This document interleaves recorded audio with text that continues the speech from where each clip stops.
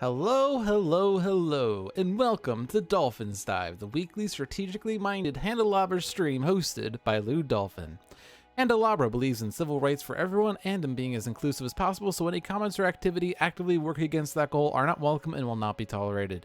You can follow us at Handelabra Games on Twitch and Handelabra on Twitter, Facebook, and YouTube. You can follow me at LewDolphin21 on Twitter, and Twitch and YouTube it's just LewDolphin. Sentinels, the Multiverse, One Deck Dungeon, Bottom of the Ninth, and Aeon's End are available on Steam, iOS, and Android devices, as well as analog, cardboard, ink, and dice, and you can get the games and more info at Handelabra.com. Hello, and welcome to me playing One Deck Dungeon. Yeah, so I noticed that Jeremy has been showing Shay, I never actually realized how to pronounce the name until just now. Noticed him playing Mage on Aeon's End, showing what that is going to entail. I don't have that capability myself, but I can go ahead and play the Mage in One Deck Dungeon, which is what we're doing here. I selected Mage, I went with Vile Roots. For the basic skill, I picked Piercing Blast because I haven't really used this one too often. I don't know if it's necessarily going to be incredibly exciting in this dungeon, but there is an armor. This is only for combat, but there will be an armor starting on the second floor. Oh, there's also the nice strength that we need here, fun fact. That's going to be fun. But that's only 1 damage. And what's the fun if you're not having fun? I also chose Antidote because I haven't really used Antidote too often, but I've also not really been using potions too much anyway. So might as well just grab a potion I haven't used before and try to use potions a little more. Especially if I'm going to be taking a damage from combats, unless I can get that sword. I am playing on Fearless, as I usually do, so we only have the 1 sword, 2 agility, 4 mana, and no heroic dice to start with. We are starting with an additional potion token because of the healing focus. So we have, when you use a potion, heal 1 damage. When you descend, heal 1 damage. And, well, Cure also provides that healing. So, yeah, it's just because I picked healing for everyone, generally, is why that is. And we're not playing with a mixed deck. It's just the Forest of Shadows deck. So we have the Wisp, who does provide a sword. Or strength. I keep saying sword. It's a strength. But there is a lot of squares here, and we only have 7 with our dice. But the consequences aren't terrible. I'm gonna use Mana Charge though, right out the gate. I don't really play single player One Deck Dungeon too often, but most of these skills that in the 2-player game you can only store 1 die at a time, in a 2-player game you can store up to 2 dice at a time. So I don't have to use it if I only have 1. If I have 2 and I'm going to gain another one, you know. And also, I guess there is an advantage for fleeing here, because if I flee, I get a heroic die. Okay, well, the strength is terrible, but we weren't ever going to be able to do anything with that strength. The agility, I'm going to just cover the not time ones. Since time is the consequence I care about the least. Yeah, so 3 time and 1 damage, that's fine. I think another one of the basic focuses, or is it the healing focus? Or does she always start with 6? I don't remember. Actually, well, I can't really check too easily without quitting the game outright. Yeah, her base card is 5, so she's getting an extra heart from somewhere. Probably from the healing focus. Or is it the basic focus? I can't remember. It's been a while since I've done that sort of stuff where I've thought about it. All right, I'm taking the strength because we need it. The boss does require almost everything equally. Mana is a little more focused. Agility a little less focused. But we need lots of 6s. And if we can get 6s, we can generally fill the other boxes. Vortex Stone. If I want the item, I take the mana. If I want the potion, I would grab the stone. I'm never really excited by invulnerability because prevent 2 damage. I mean, it can also use a potion and heal 2 damage. Although I guess it could heal 2 damage and also prevent 2 damage. But, I mean, the item is cool. I should be able to do it.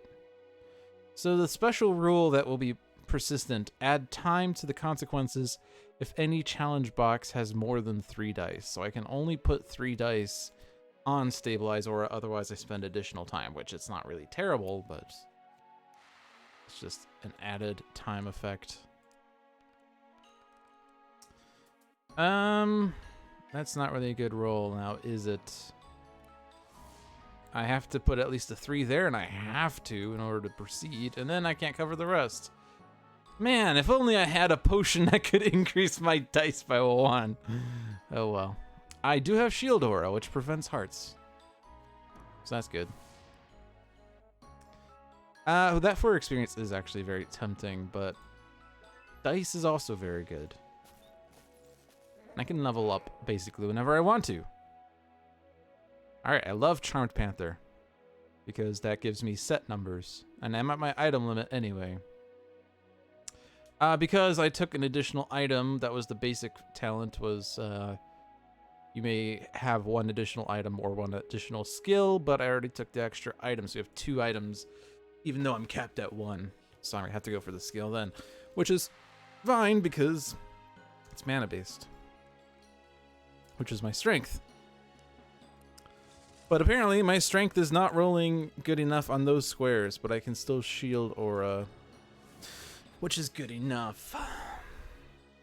Alright, so we're starting this game with damage, but that's fine. Okay, strike down is strength, evade thorns is agility.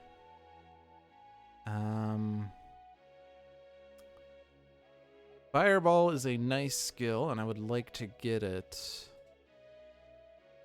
But with 3 dice, it's going to be very hard. Because I'd have to roll 3-6-6. Or I take the consequences, which... I mean, I guess I could use Antidote.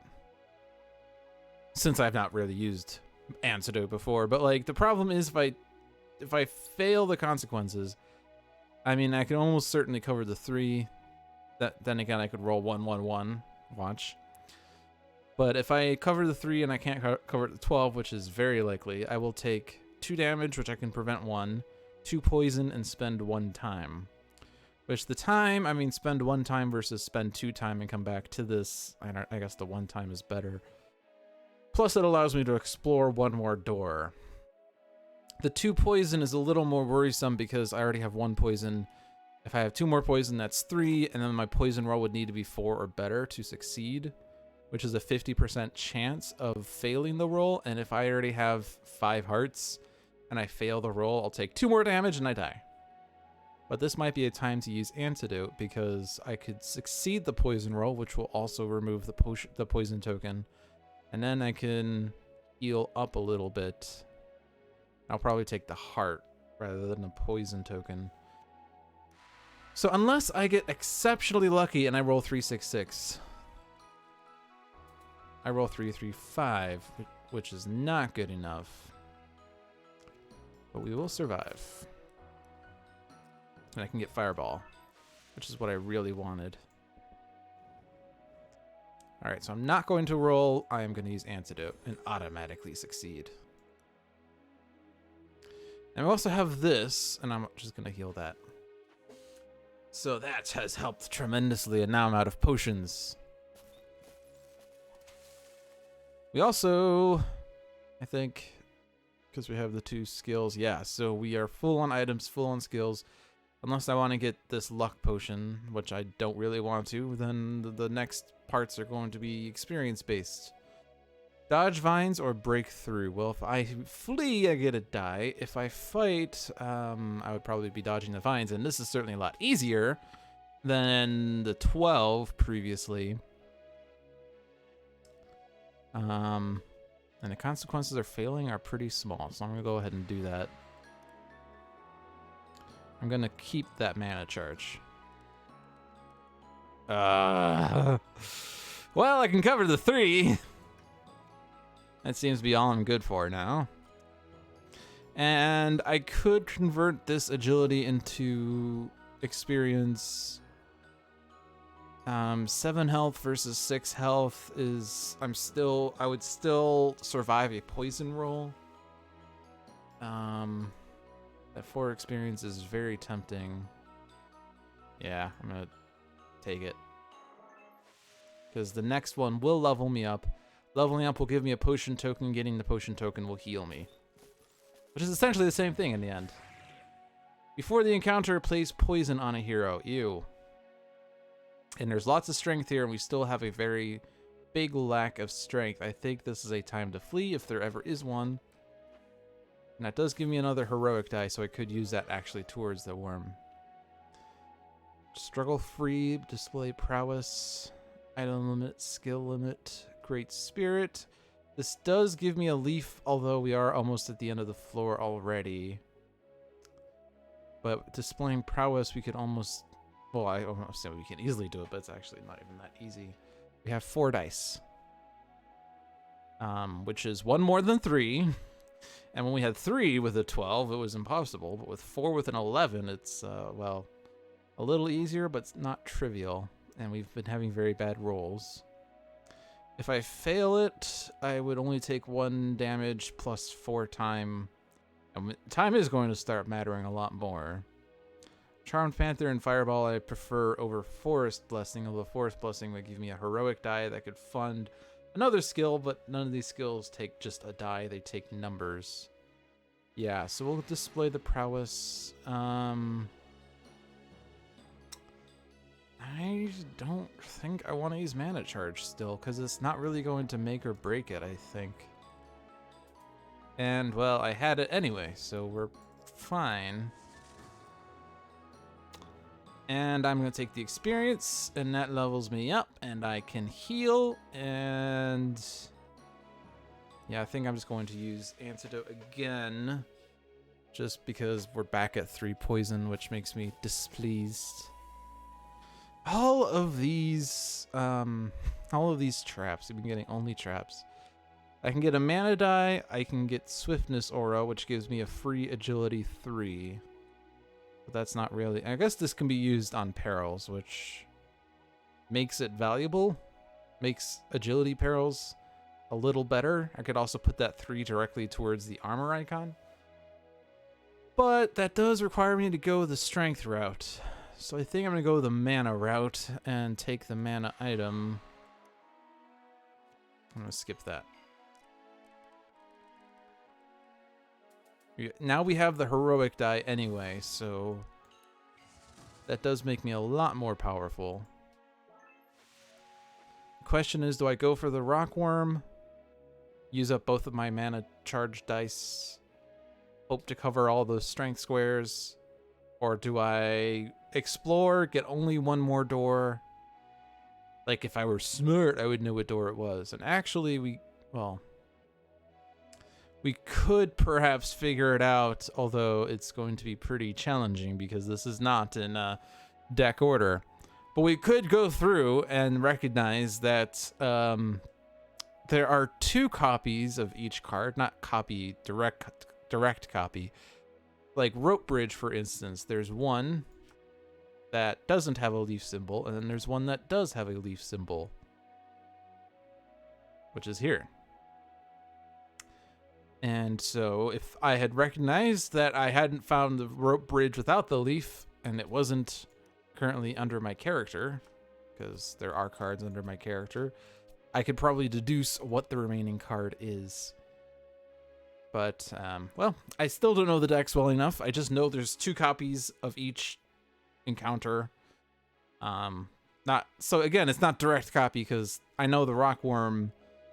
Actually, have we seen the other rockworm? I mean, cards get discarded all the time. Yeah, here's the other rockworm, and his item is agility based, and his skill is to ignore a time and a poison, but it still gives 4 experience.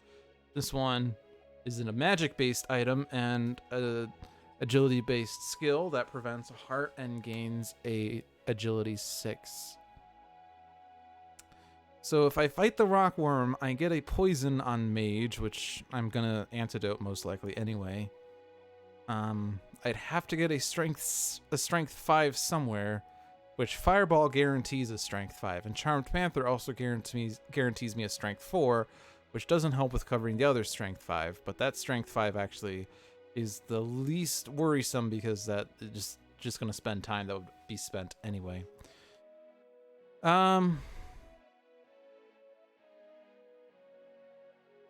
Then I have to cover strength 12 and strength 10, having already gotten a strength 4. And I have agility dice that aren't going to serve any purpose. It might be worth fighting. And I do like the feint skill. It is a bit costly, but it does give me an agility 6, which is one of the components we need for fighting the corrupted tree. So I think I'm gonna fight it.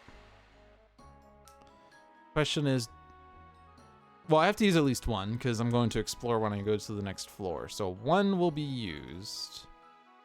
Do I want to use 2? Well, we have the 2 dice, the 2 strength dice. We have a heroic from the agility. We have a heroic from our base roll. And we have the heroic from this one. So that's 5 strengths or contributions to strength. One of those 4s, or well, the Charmed Panther 4 goes here, so that's going to be somewhere. We need to get 18 with the remaining 5 dice, which is 3.6 average. And the average die roll is a 3.5.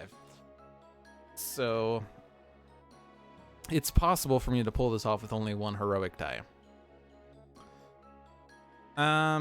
If I fail, I guess it's not terrible though. Like, there's not too many consequences on here. Like, yeah, we'll just roll the 1.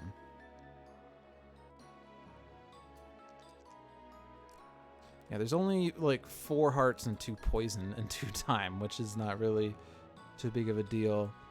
So I gotta get the fireball going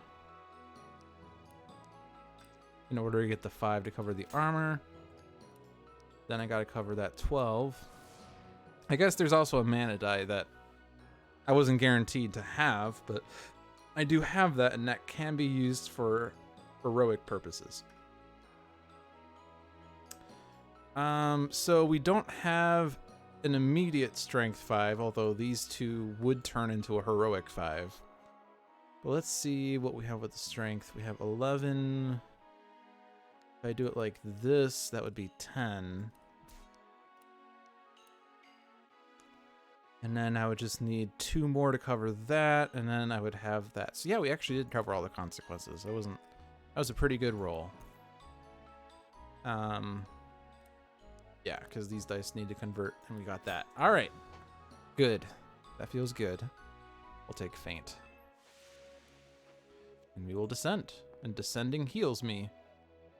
Let's just heal heart, because when I use the antidote potion, I can heal the other heart, and I can take a poison away as well. He's asking this question even though I've already healed the damage. But all right, we're down to 2 poison and no damage. That's good. All right, so now on floor 2, we don't have any special dungeon rules, but we do have an extra 5 armor on perils, and for combats, we have a 4 agility and 3 agility in the 4s and armor. Okay, so we have 3 items, we have 3 skills, so I could pick either the item or the skill, and then I'll be maxed on both. Barrage is one of those skills I never really value too highly, but it does give me... It replaces my 2 worst agility dice with a roll of 3, and I can discard one of them, so it almost guarantees that I can improve those 2 agility dice. And it can be used anywhere, including perils, like this one. The item is strength, and our strength has been lacking, so I think I want to go the strength route. So let's bolster. I'm going to keep those dice. Shouldn't be too hard. 3, 5, and then 7. Yep, that was easy. Take the item.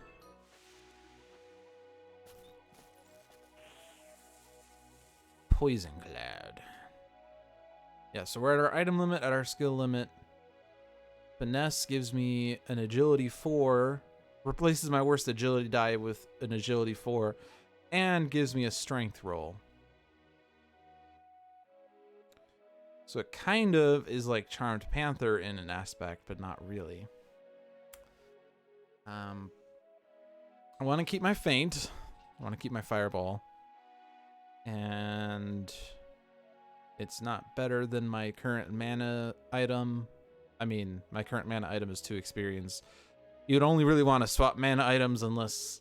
Or the only reason to swap mana would be like if it just gave you more experience, which this does not. So I think it's going to be Contain. I'm going to skip that. And that's a good roll. Where were my good rolls earlier? We'll take the experience. And then Goblin. Not Gebkin. Goblin. Before the encounter, spend 1 time for each closed door. We only have 1 other closed door, so it's worth fighting this now. This gives me a strength item and barrage again, which I don't really care about. I don't really see a reason to swap my strength item here.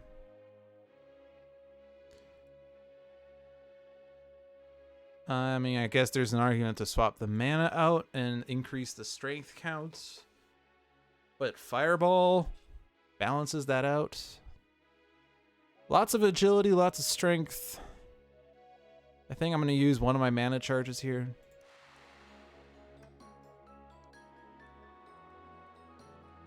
Very good roll. And very good mana roll there. So what do I want? Well, we have a 4 for the armor, and now we can cover all the other squares. We have a 6 for the mana. 6 for the mana. Did I say call this mana? That's agility. 4 for the agility armor box. That's what we got. I don't know yet what I want Charmed Panther to do. Fireball will give me a strength 5 for free. Well, not for free, but I don't really have a reason to not say to not use the 5 mana. Piercing Blast would reduce that 4 to a 3. I haven't used Piercing Blast yet because we've been fighting mostly perils, but that's not any better than the 4 that's there right now, unless I wanted to put this heroic there. But this heroic could also go on any of the other agility squares. Feint would give me a 6, and that could cover that 5, but we also have this 6. And really, we don't need... we don't really need it. Almost. So I have that mostly covered, and I can, yeah, if I do heroics with my mana, then that's good enough. And I still have Charmed Panther, but we don't need it. That covers everything. But all that just to take 2 experience. Oh well. Trickster. Convert a poison on a hero to damage. Well. Another 2 experience encounter. But I don't really value that skill more highly than what I have right now. That does give me a die increase, which can synergize with Fireball, I guess. Because that could turn that Strength 5 or Mana 5 into a 6, which actually might make that super valuable now I think about it, because that will give me the capability of getting the 6s that I need. In order to do that, I would need to replace Charmed Panther, which I really like Charmed Panther just because it's free, but I could do it. We need lots of strength in this encounter though, and lots of 2s, which is pretty annoying. I could Piercing Blast and make them 1s.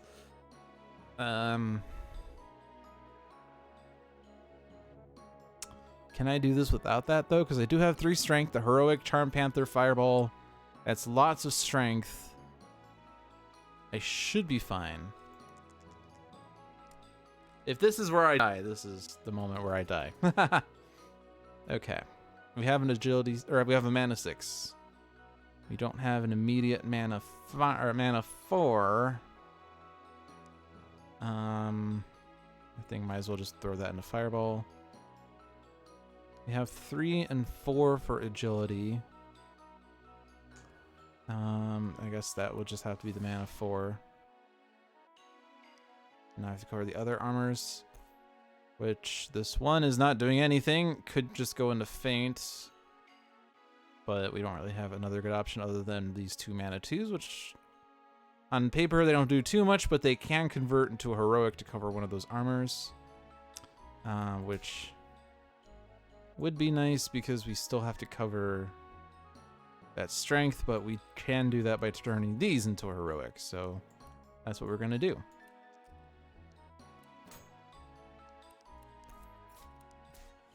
All right. Done.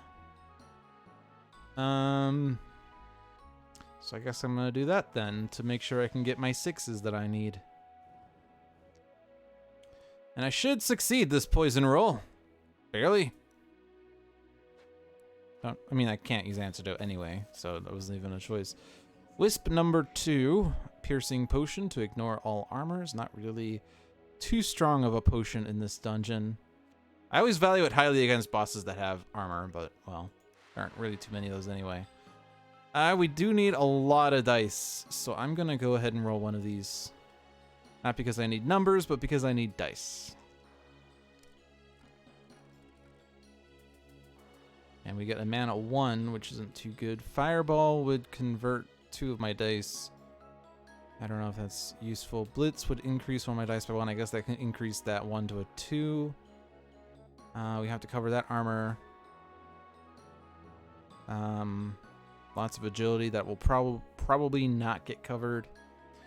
The strength can be covered, so I guess Fireball's not going to be used then. In that case, unless I want to just convert the 6 and get another strength 5 that can turn Heroic. Blitz re-rolls a strength, increases the die by 1.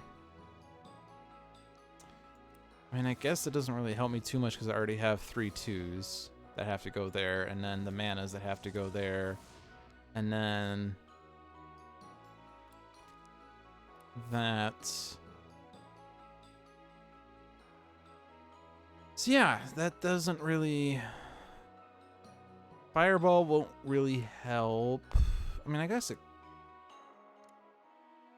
I can get a strength 5 that might turn Heroic. I could roll a strength die that might turn Heroic. I guess I should see what Blitz will give me then. I don't think there's a reason to increase one of these other numbers by 1, unless I want to increase. Hold on, what's this under? Poison? Yeah, one of these is a time, so maybe I want to consider that one. Because time and poison is strictly worse than time.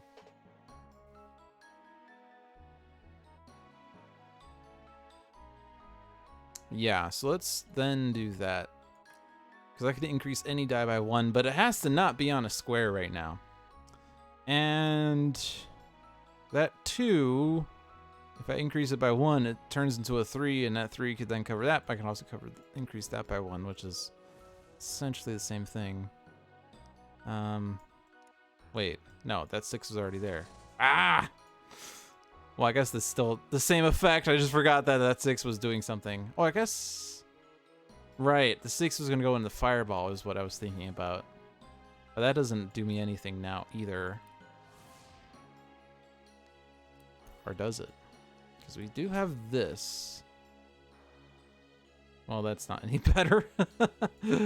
Like, we do have strength in here, I guess, but I can't do anything with it. If I could, I do have Feint, which can prevent a heart, which means I don't have to cover the square at all. And to do that, I would need to spend agility. Which if I convert these two into heroics, put that into feint, get an agility 6, I can cover that 3 with that.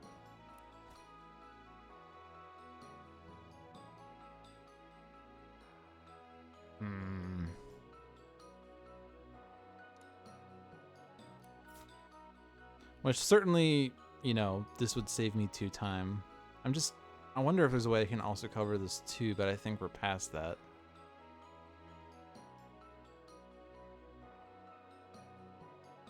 I just wish this mana 1 had a use. I mean, I guess I could save a strength 6, but that doesn't do me anything.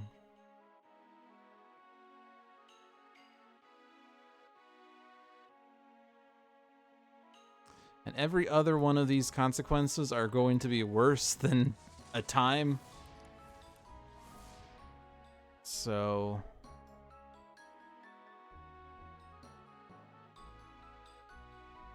yeah, I think that's the best I can do.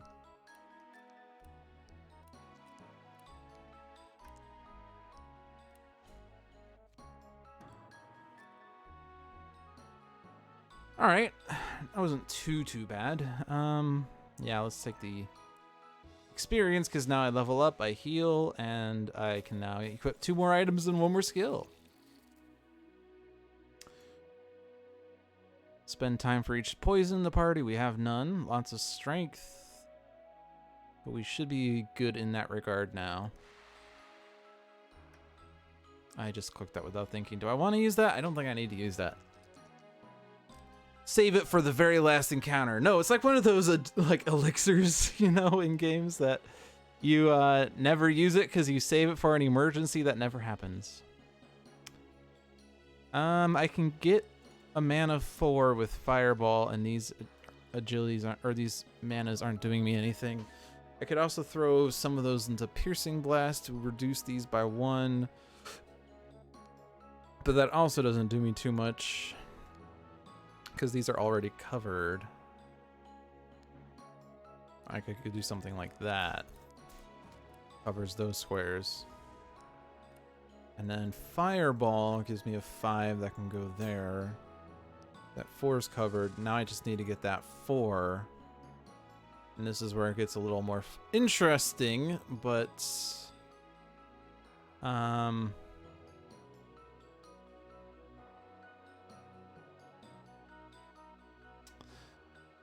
guess what I can do is I can turn these into a heroic, and then I can put that into Blitz.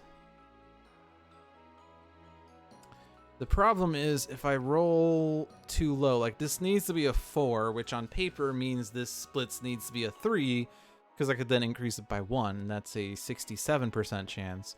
However, I do have a strength 3 here. If I roll a 2 with Blitz, I could increase that by 1 to be 3, cover that 3, and this 4 could go on the 10. And that would be an 83% chance, and that's even better. But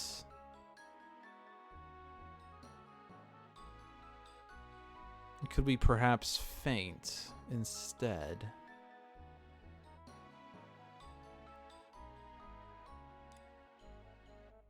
Because if I feint, I prevent a heart, and then I just don't have to cover this square at all, and that's safe. And I can do that. Yeah, I can easily do that. And now I don't have to rely on an 83% chance. This is a 100% chance. Hey, Triraptor, welcome. Thank you. 3 mana to prevent a heart. I guess we've been using a lot of prevention skills. And I kind of call the skill boring at times, but it does mean that I can ignore the strength 10 if I take this, which certainly lightens up a lot of the strength need.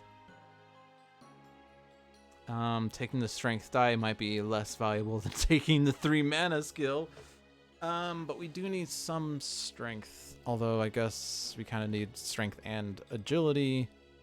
We need strength more than we need agility. But we do have lots of strength, strength gotten through Fireball and Blitz. I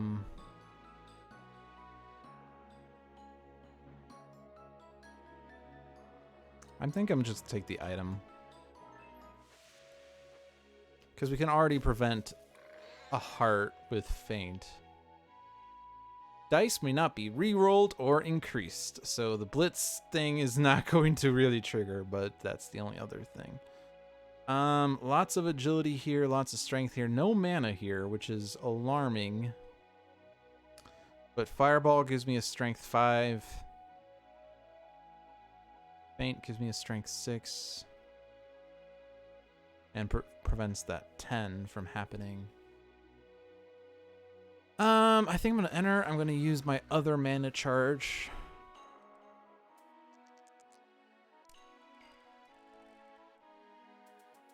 And let's see what we have. Bearing in mind that I can't cover a strength 6 without something good. I have a 6 that can go turn heroic like with that. 3, 4, 4 we have to cover unless I turn it into 2, 3, 3, which doesn't really help at all. Blitz can reroll this 2, which is a 67% chance of improvement and a 17% chance of not improvements because I can't increase it by 1. Feint would give me a 6 and I would ignore the 10 again. So let's start with Blitz just because I can. Alright, that did nothing. Excellent. So how do I want to do the rest? I guess I want to do the 3 and the 2 into Fireball to get that 5. I don't know if that's going to be too useful though. I guess that 3 could go there. We don't have a strength 4. We do have an agility 4. We have a 5 and a 6. A 3 that can go there. A 3 that can go there. I can get 6s if I do that. Yeah, we got this. This isn't worrisome at all. Didn't even need to use any skills. Exploit weakness gives me a heroic 4 at the cost of an agility, which is already very tight. The item is strength, which we're starting to get too much of, but I guess it's better than nothing. Alright, yeah, we'll fight this. If I explore now, I get 3 doors, but I won't have enough time to explore all of them without taking damage. But this should be fine. Exile a heroic and a strength, but Flame Walk. Flame Walk! Which unfortunately gives me another agility 6, which I already have. But Flame Walk is a very good skill, and I want that. So I'm going to go fight. I wish I had some mana charges, but that's okay, because I'm full on health. I can take these consequences. Okay. So Fireball will certainly be done, because that's an equal trade. All the mana would have to go into that 15 anyway. Feint, well, I do have 2 dice for that, so I might as well do that. And now I can ignore the 10 or the 4, which the 10 is, you know, certainly the better option. Blitz would increase the die by 1, and before I jump to that, I need to think about what die would probably want to be increased. Like the 15 could be covered if I throw all my mana into it. The 4 could be covered with a heroic, and then I can cover the 5 and the 6. So let's see.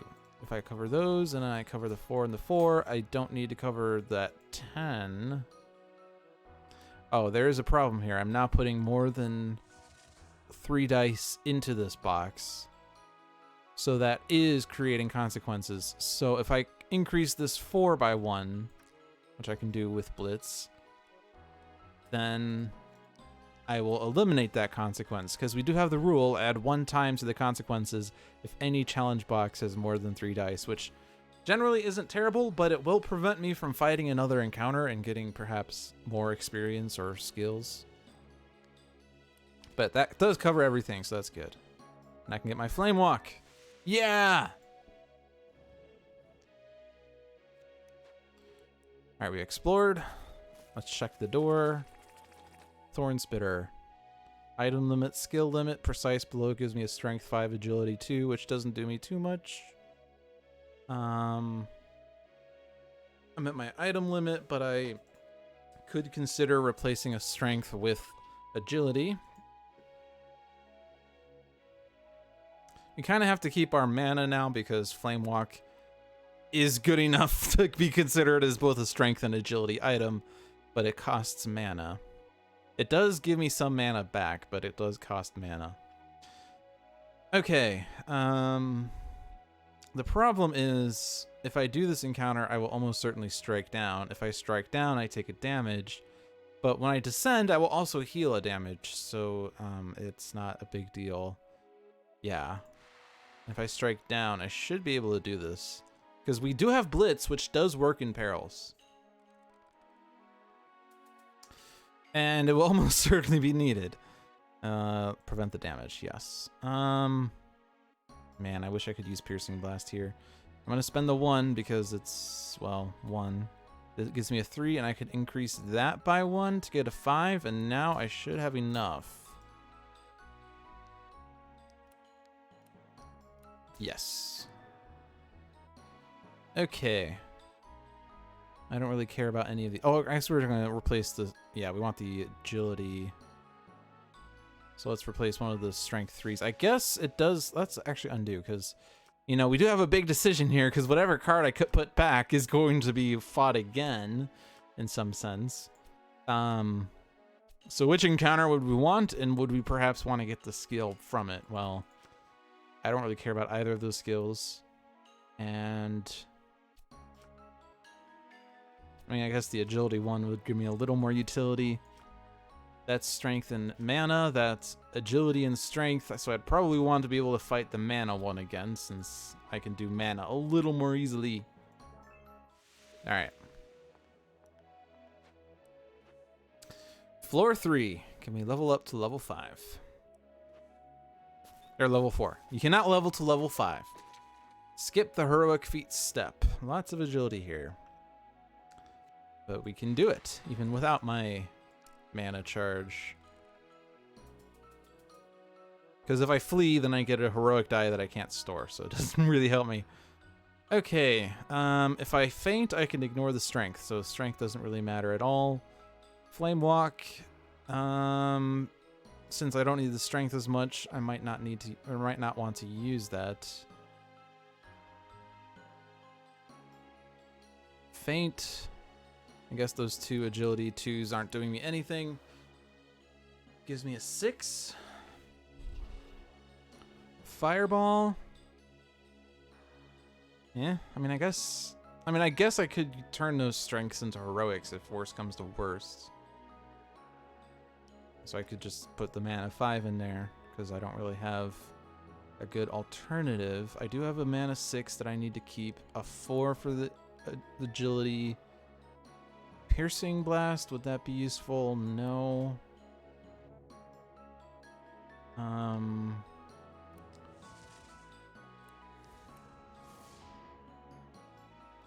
Stuff.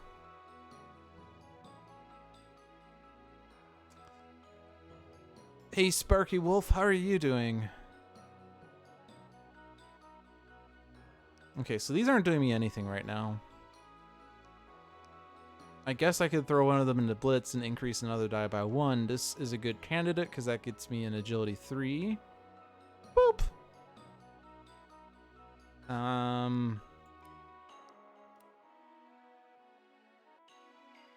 Yeah, we're a little short on dice here. Man, if only I used Flame Walk. Which I could do. And I can still do. Yeah, that 4 and that 2. I think that's certainly useful. I don't know, because this 2 is not doing me anything. But that 6 also doesn't do me too much. I guess I could put the 6 somewhere and then get a heroic here and get a heroic here, which the 3 in the agility is good, the 5 there. And now I just need to increase this by 1, which I can do with Blitz. There. Speaking of exploit weakness,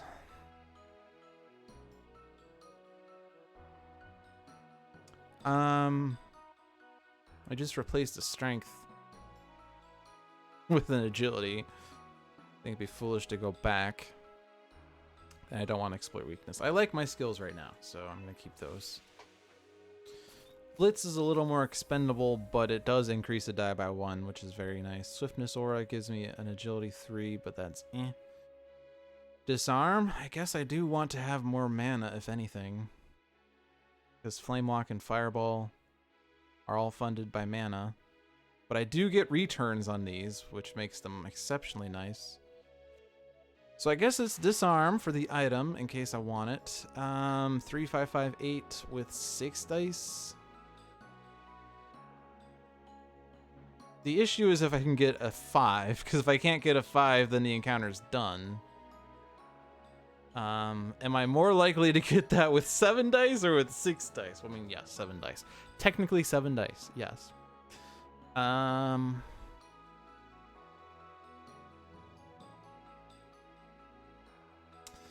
don't know, because, I mean, we are getting to the end of the floor, and I can't use my mana charges on the boss anyway. And I think this is also, I can't even remember, was this the 3rd encounter on this floor, so, or in this set? So I guess I should use one, because when I explore, I'm going to reveal one anyway. That gives me a 5, that's good. And then I have 4s, 5s, and 6s, so I guess that's good, but at the same time, well, I probably could have done it even if I hadn't done the roll, so whatever. Alright, do I want the item? Which one do I need less of? Agility? But at the same time, I need 2 agility to fund Feint, and none of these skills really cost strength. So I guess strength I need less of.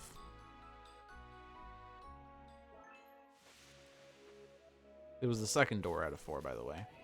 All right, Razorbark number 2. We're going to lose another strength and heroic if I fight it, but generally it's worth fighting. Focused Plan increases an agility, a strength, and a mana each by 1. That's better than Blitz. That will basically guarantee I get 6s. In fact, it will guarantee I get 6s.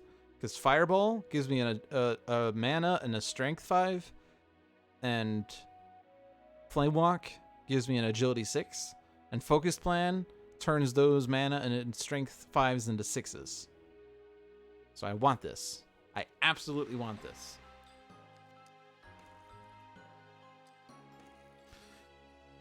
And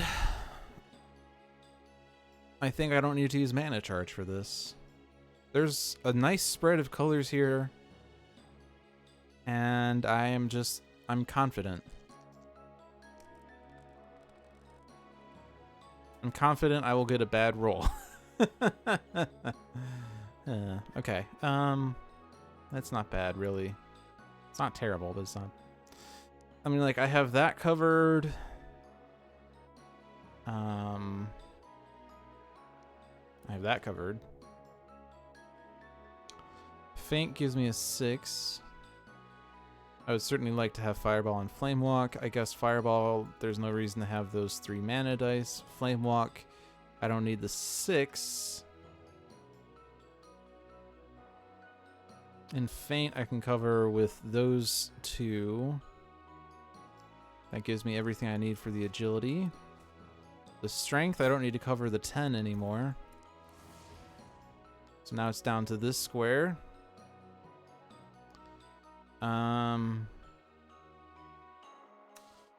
Which, let's see, currently if I convert everything to heroics, that's a 3 and that's a 2, which is 5, which will put that at 14. But if I use Blitz, it might be better, but I would turn one of those strengths, or I would roll one of those strengths first, and that could change things.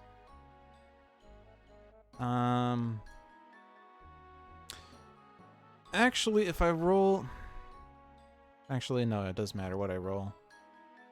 But the 2 is the least likely to screw up things.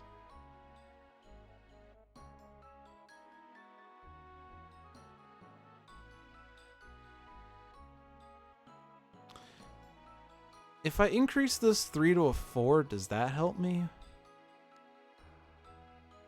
Oh, it's gonna be there. Because where are we? We need 6 more. No, I'd be in the same situation.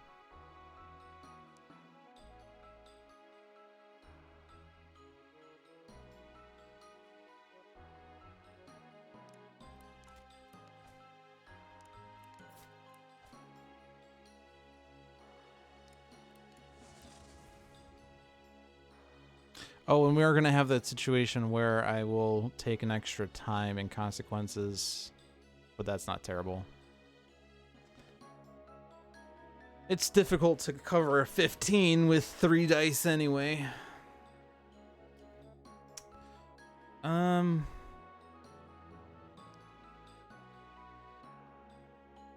it was previously there. Yeah, I'm going to use Blitz. Okay, that didn't change that. I forgot to put the... I wanted to increase that 4, but it doesn't matter because I increased that and I have enough. I will have extra time, but that is better than Heart and Poison. Now I can get Focus Plan, which is better than Blitz. That levels me up. The Null. So now we have 2 heroics, which is awesome. And the Null is actually a pretty weak encounter. He always looks like he should be stronger than he is, but 7 with 2 dice is like not even an issue. I'm gonna enter, I'm gonna skip, I'm gonna roll dice. Not even really gonna think about this. 4. Oh man, my agility's crap. But Feint. Flame Walk. Fireball. Still don't really have a good candidate to increase in agility by 1. But I guess I don't need it. I was just playing with those skills that I have now. 4, 4, 3. Yeah, that's annoying. 3 would go there. 6. I would like to increase that by 1, but that's annoying. That. Well, more like this. And, well, because I'm showing off, I'm going to do that. Oh, I can't. Okay, that's why I couldn't place it there. I thought there was still an armor, but there isn't. I cannot put that heroic there. I cannot put that heroic there, but I can put that agility there. There we go. Okay. I'm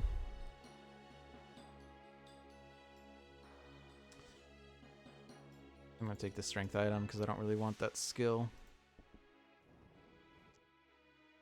Skills to pay them bills. All right, I have to use up the mana charges, by the way, at some point. But not today. By the way, Focus Plan is a waste of a skill. In fact, I think I can't even use it. Oh,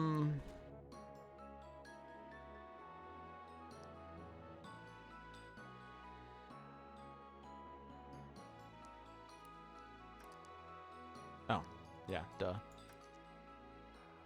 Okay, that gives me some more options. All right, we still have that strength. That's why I was trying to figure out what's the item I still have to cover.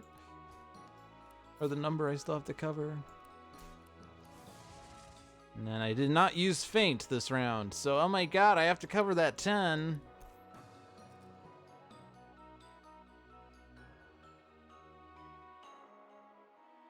I mean... Spark!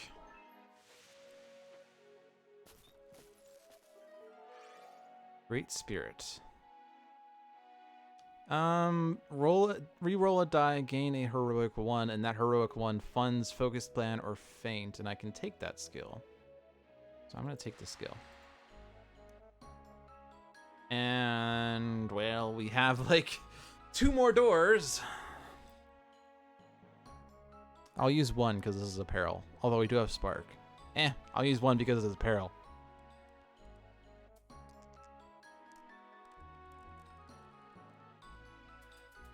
Did I need it? I guess not.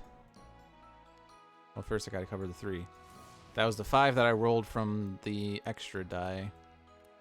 Although, that does actually... Yeah, I want to not do that because, You know, putting more than 3 into a square or a rectangle makes that annoying, but there we go. No more time consequences. All right, take the skill.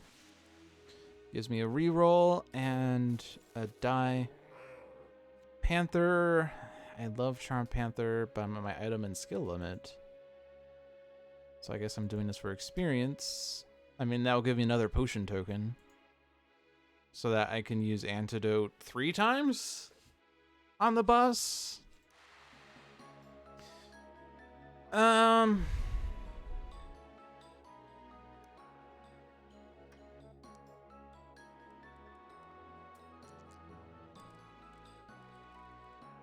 there's my 2 5s. And then there's the 8. And I did this so I could replace the higher experience agility and get a guaranteed experience level up situation. Vortex Stone. Well, that potion does not help me against the boss. And if I stabilize aura, I take damage, but I have first aid, so I don't care. Not first aid, but recovery. Alright. There's a 5. There's something that covers that. I don't have another 5, but I do have Spark. That might help. And did help. Alright, done. And I'm at my item limit, but I might as well just take this for extra health because I will still level up anyway. And leveling up heals me anyway, by the way. Fun fact. Okay. Well, if there's nothing else to do, it's time to descend and fight the boss. With all my guaranteed 6s, this is not going to be hard at all. We already have 6s, by the way. But we also have guaranteed 6s if we need them. Do we need them? That's a question. I already have the mana covered.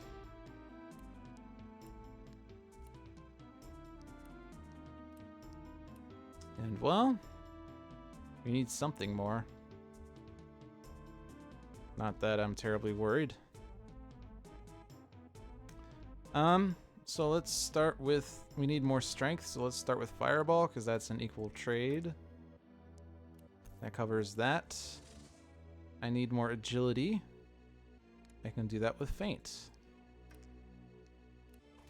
And we're done. Now, we do get that guaranteed poison every round, but I'm not worried about it because, well, it's only 1 poison, and I have lots of potions. Alright, no mana 6 or agility 6 that time, so we have to do more, but that's okay. I guess I'm gonna start by doing the 2 into Feint to get that 6. Get that 6 there. I guess I have that heroic 6, but that doesn't have to go there. Fireball might as well be used. Flame Walk. I could fund with the 4 and the 2. And then Focused Plan. Well, normally I would fund that with that heroic 1. I can't speak. But Spark I can do with that 3, and that will give me a 3 or higher, and that gives me a 6. So there's that 6. Good.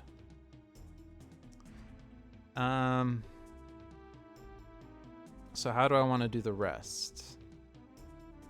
I guess the heroic 1 is either, well, it's almost only going to go into Focused Plan.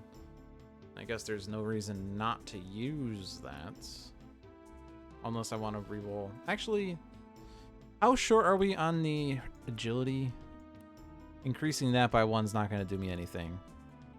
How short am I on the mana? Increasing that by 1 isn't going to do me anything.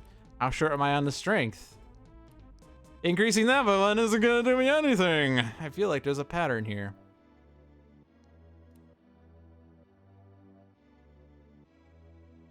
I can re-roll 1 die. And I do have that heroic 1 and heroic 6. Which, there's no combination of those that will satisfy all of my needs.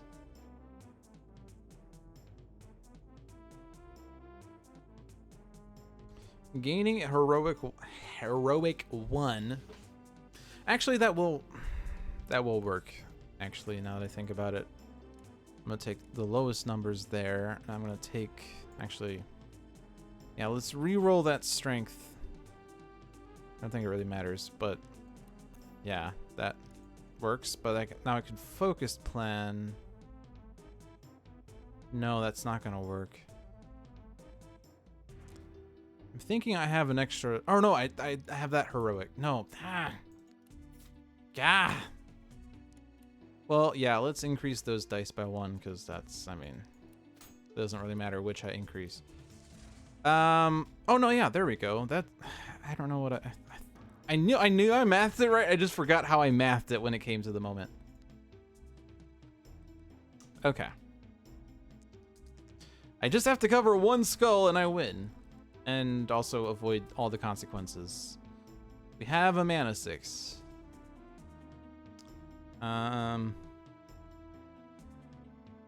Faint. Fireball. Flame Walk. And what should be re-rolled? I mean, Focus Plan is almost certainly going to be done. And I guess it doesn't matter if I do it now or later. We're increasing one of those, and one of those. So the strength is done. The agility is done. The mana is done. Excellent. Flawless victory. Well, technically it wasn't flawless because we had poison at the end, but also technically we couldn't remove that poison. Ha ha ha ha. All right, we have maxed out healing. Now, we really love the aggression focus because fearlessness is really good. So I'm just going to put the rest into that because fearlessness is awesome. Okay, so that is Jay in my deck dungeon. Excellent. Now, because it's been Aeon's End demoing week, not really week, it's been demoed for a while, but let's go ahead and get Aeon's End going. And let's change the game.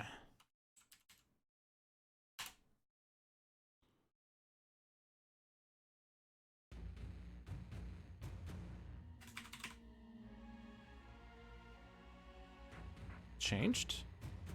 And the game is still set up well on my screen because we didn't play it during during Zach and Mark do stupid stuff, so I don't have to change anything. All right, new game. And you'll notice I don't have Jay here because, well, I don't have Jay here. But I think Mist was the other crossover. We're going to get Mist in one deck dungeon. So I'll play with Mist. And I have not fought Rageborne since the demo. Or the tutorial, so I'm going to play Rageborne. Do I want to add other heroes to this mix? And do I want to not be on beginner? No, I'm still beginner. I'm not really good at this game still. So, okay, yeah, beginner, normal, expert, extinction. Yeah. Yeah. All right, Sparky, choose which mage should accompany Mist against Rageborne. It's your choice. Since, well, you're the only active chatter.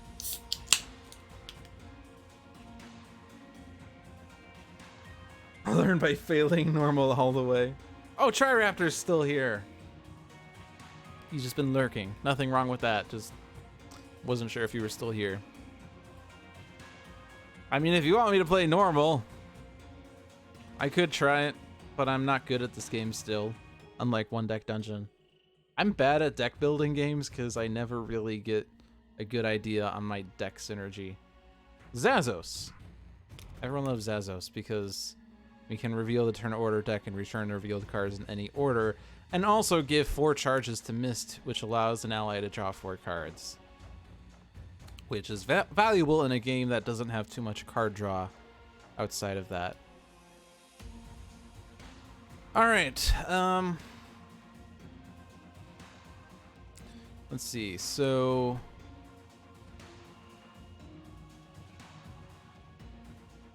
I think I just want to leave this as is, but hit random and fill it with random junk. Because random is what makes this fun, right? And let's actually just hit the fight button so that we can hear the Rageborne music. Not that there's nothing wrong with the bass theme, but you mostly pick anything goes. You choose them because you like the look. Also, I am not actually on normal. Whoops. Oh well. Sifter's Pearl. Gain 2 energy each, or 2 ether rather. Each player reveals the top card of their deck and either discards it or returns it to the top of their deck. We have Searing Ruby. Gain 2 ether. Gain an additional 1 ether that can only be used to gain a spell. Clouded Sapphire. Gain 3 ether. If this is the first time you have played Clouded Sapphire this turn, any ally gains 1 charge. That's pretty valuable, but it's also very expensive at 6. We have Flexing Dagger. The next time you focus or open a breach this turn, it costs 3 ether less, or destroy this and deal 1 damage. And that's kind of valuable because that's instant damage, but only once. Bottled Vortex. Destroy this, destroy up to 2 cards in your hand or discard pile, draw a card. It's a destroy this card, so it's actually... So card destruction is actually very valuable in deck builders because you can get rid of the trash cards. Destroy 2 cards in your hand or discard pile and draw a card, fun fact. But that makes it a bit cyclic, which isn't bad, but yeah. Amplify Vision. Cast. Focus your closed breach with the lowest focus cost. Deal 2 damage. If all your breaches are opened, deal 1 additional damage. Well, that is actually really nice. Because foci. Yeah, there's also only 5 in the pile, but that's true of all non-gem cards. Like, this is one aspect of this game that's kind of like weird to me after like playing Dominion, which is really my main game that I can relate to. I guess like Slay the Spire is also technically a deck builder, but you don't have a library you can purchase from. I don't know. I don't think it's not library. What is it called? Supply? Not supply. Forget what exactly it's called in Dominion.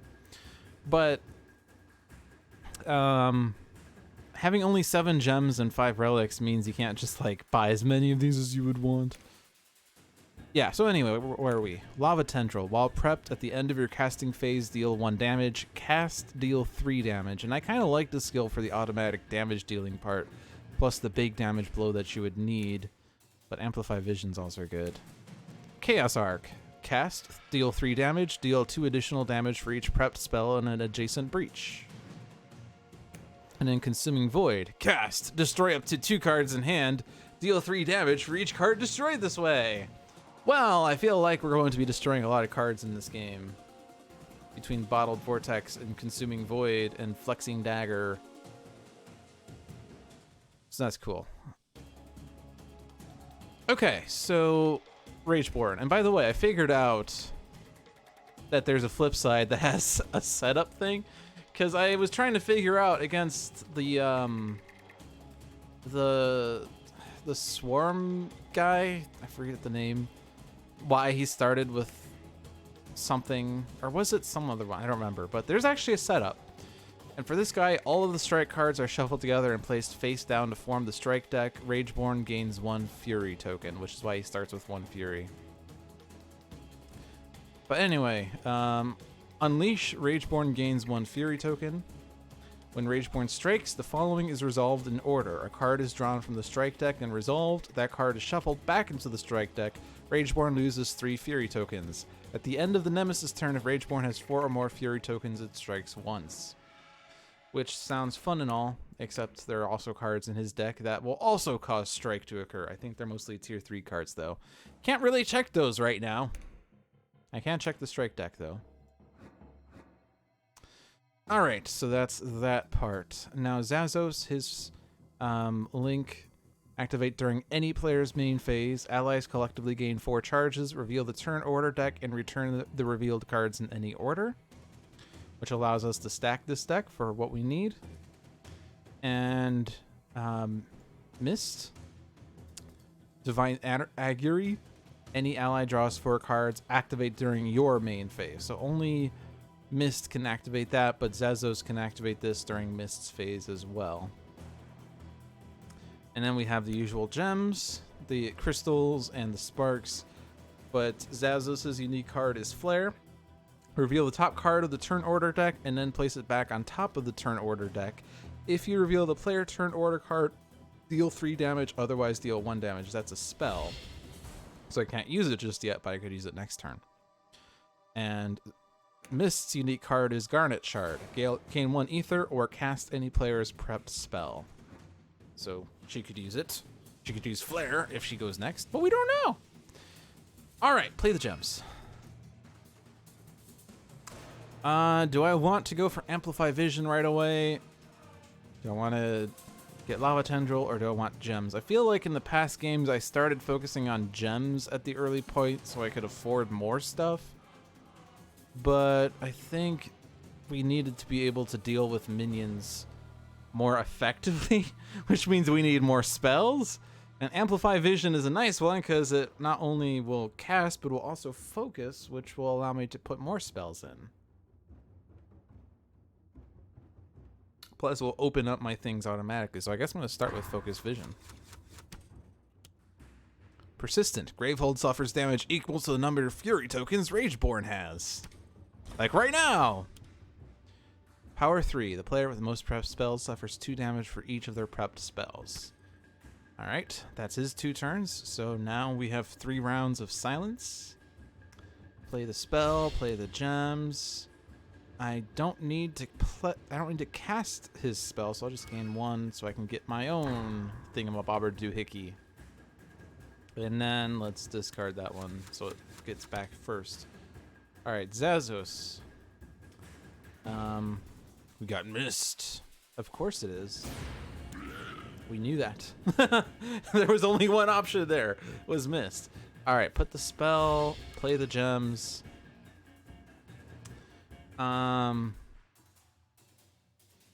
Yeah, so I could build up the link as well. I've been neglecting these until later in the game because I'm like, whoa, cards, ooh, shiny. But I mean, this kind of funds Mist's thing by itself and gives me a lot of control over the turn order deck, which is what makes it hard to figure out what I should do then.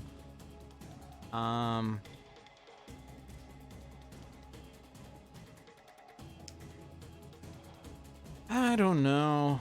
Searing Ruby gets me ether that can only be used to gain a spell, and I guess that's useful when I'm trying to get spells. So I'm gonna take one of those.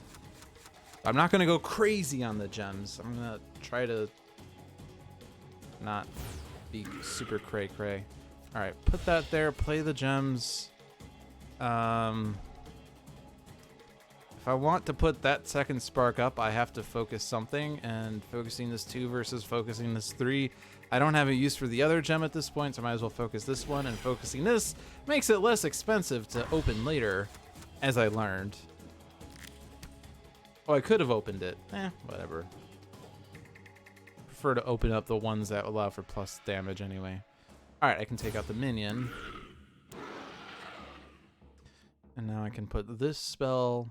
Or wait, oh, we still have this one that has to be used. That's okay.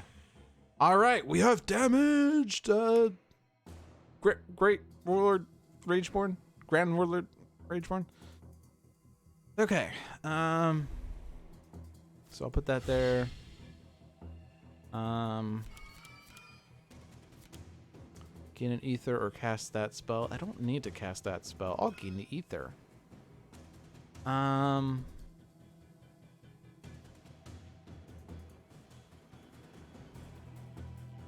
Who was the one that got the Searing Ruby? Was it Xaxos? Yeah. So let's give you your own Searing Ruby.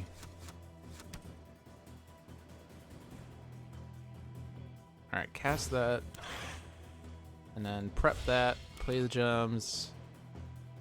And I think now I will charge this.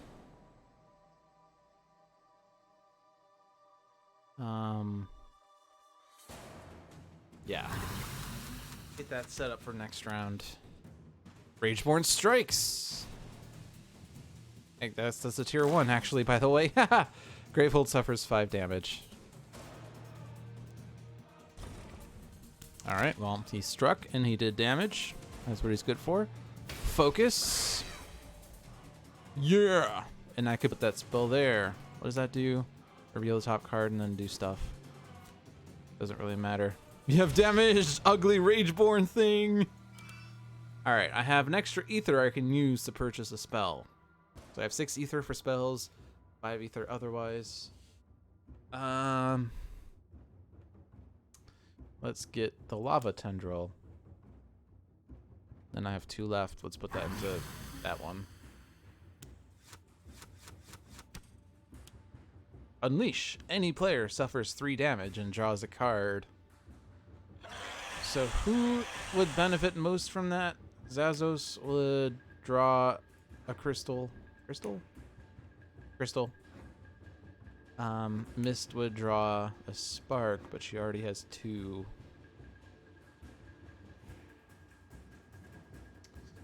So let's give it to Xaxos. Next turn we are gonna have damage from bleed static. 2 damage for each of their prepped spells. So I might not want to prep my spells. But that's what makes the game fun. But Lude, is 1 damage to Rageborne worth it? Yes. Yes, it is.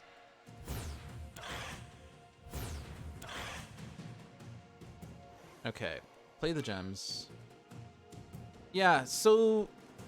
Yeah, let's do this. So I don't have that spell. Haha! Oh, look, it's a Rageborne turn. Awesome, we got rid of that in time for bleed static, because now we know Rageborne's happening next. So I don't want to prep this spell then, because then I would take 2 damage. See, I'm smart. Allegedly. 5 ether.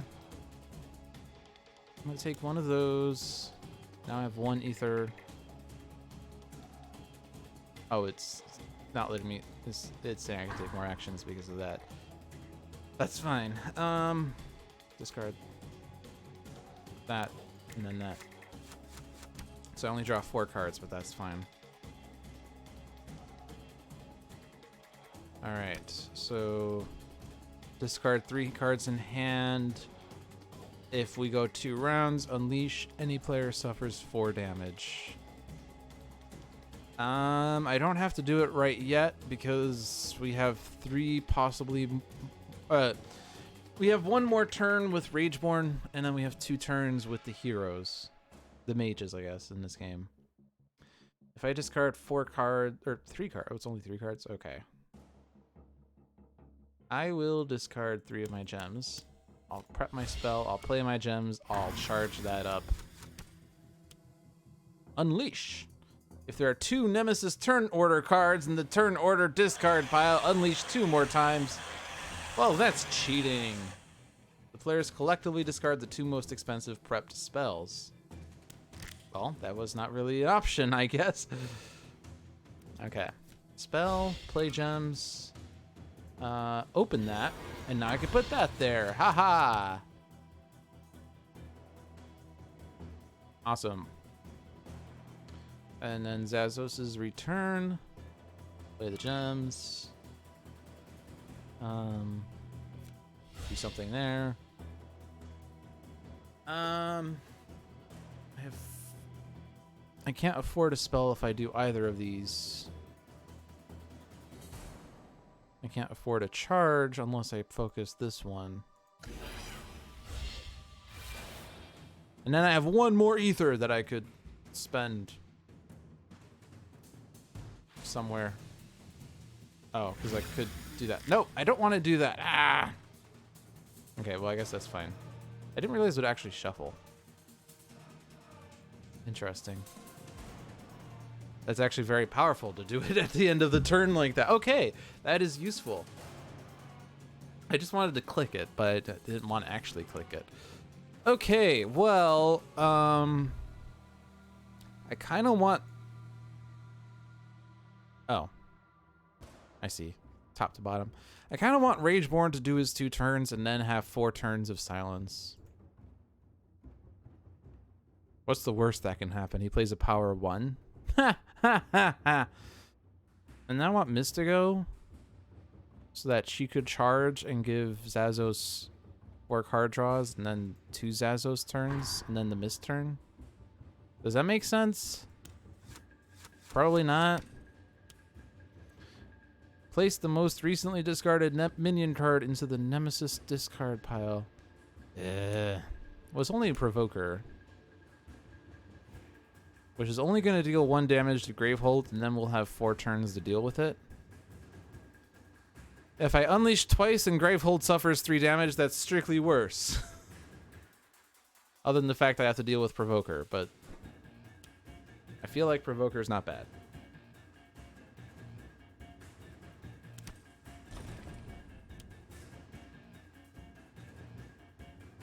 Repeat this 5 additional times.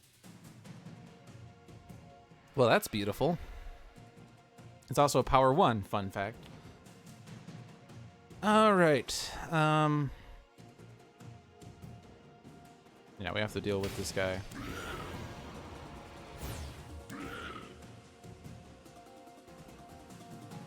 Bearing in mind that, well, actually, I have to charge that. Because that was my plan. I can do that. Discard those. All right, now Xaxos has 2 turns, and he starts his round with 9 cards in hand. Oh my gosh. That deals 2 damage. This deals 3 damage. I'm going to do the 2 damage to Rageborne. Rageborne. I'm going to save this because I can kill him with that. Ha ha ha. Play all the gems. I can't get rid of this, right? Yeah. I have 9 ether. Holy smokes.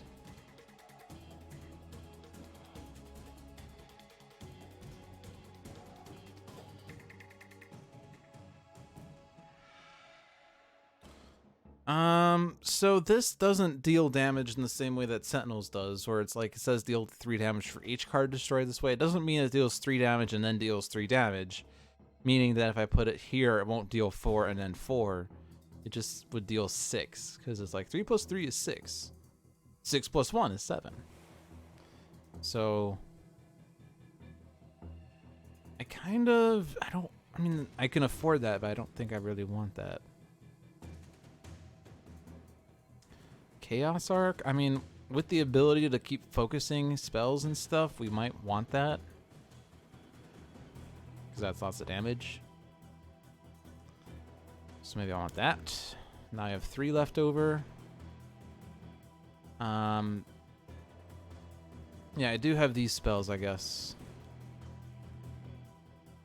I can focus that, put that there. Oh, and that can also go there. It already could go there because we did the thing. All right, awesome. That's perfect. Oh my god, it's my turn again? That has to be cast. That has to be cast. Oh my god, it's Mist. That was almost strategy. I wish I could claim I knew that was going to happen. I did not know that was going to happen. I should have realized, though, that since I was doing stuff with Xaxos. Okay, 4 ether plus an additional plus 2 spells. Which I unfortunately can't open and focus. We didn't have the thing.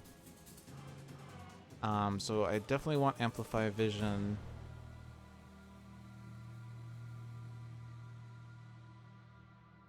Did I already purchase this before? No. I feel like I do that so quickly. Didn't I just literally purchase this? I'm confused. Or maybe I just shuffled. I didn't shuffle. There's no shuffling in this game. Are you kidding me? I'm confused anyway. Oh, you know why? Because I had 9 cards. Okay, yeah, because it was put to the bottom of my discard, and then because all my cards were on top. So I got this immediately because I did the thing. Yeah, that makes sense. Let's focus that. Put that there. And I wish I could do a thing, but I can't. All right. That one. That one. I'm gonna hold on to that. I probably should not have put that in that slot, but I don't have spells right now anyway. So, yeah, I've not bought a gem yet in this. Oh, never mind. I bought Seared Ruby. Yeah, I guess the gems aren't really helping me out too much because I haven't gotten them. I can actually afford the Clouded Sapphire, which is substantially stronger than the crystal. And it does charge up Xaxos. But I think I'm gonna get that.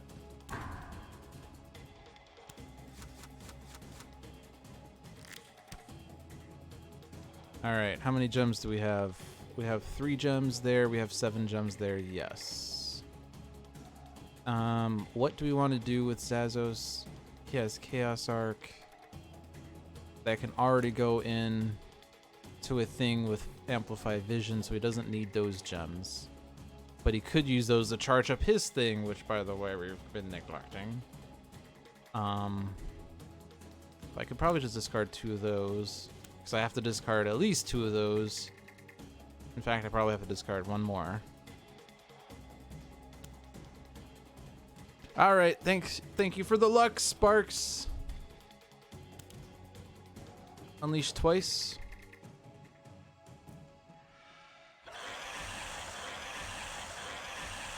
Let's give this to Mist. I mean, I could cast this. It's gonna do 3+1, might as well. Because it goes back into my deck, which I could then prep later. So it's not a waste to do that. Gravehold suffers 3 damage or unleash twice. Well, we have 3 rounds to try to deal with it.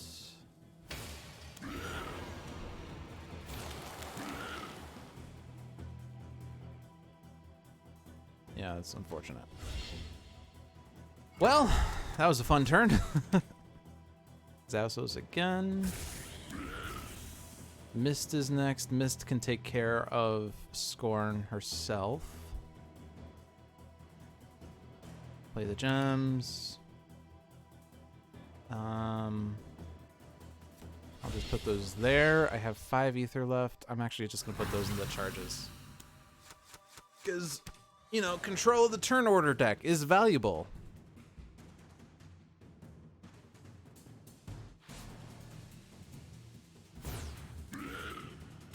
And that focuses that one. And I can give Xaxos a charge. Yeah.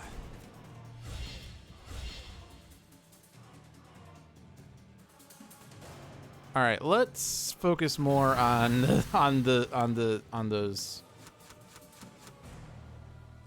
And let's also probably want to get things that destroy cards because I don't want my crystals anymore.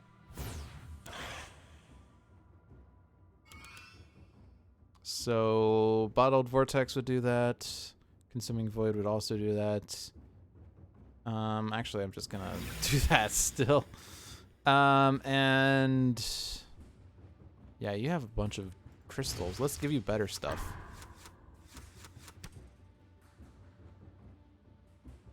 Okay. Top card is a Xaxos card, so you're gonna go again.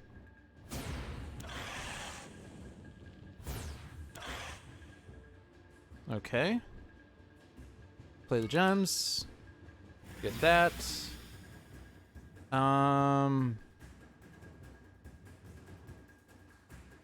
And let's do this now. Put a Rageborne on top. Do you have a spell that reveals and does a thing? No. So let's put Xaxos at the end, and then we could try to do the charge thing if we could. Let's do Mist and then Rageborne so that we have an option to maybe deal with stuff, although she has nothing prepped, so that won't actually do anything. But that makes me feel better. Let's put Chaos Arc in. Oh, I can't actually do all of these things. Okay, well, I'll put that in. I have 2 left, so let's charge that. Rageborne turn. To discard, lose 4 charges, power to unleash 4 times. Okay, so we could get rid of that right now. Unleash 4 times is very expensive, but I can do that right now. Xaxos will not be able to deal with it himself anyway. Play the gems. I think it's not worth doing that.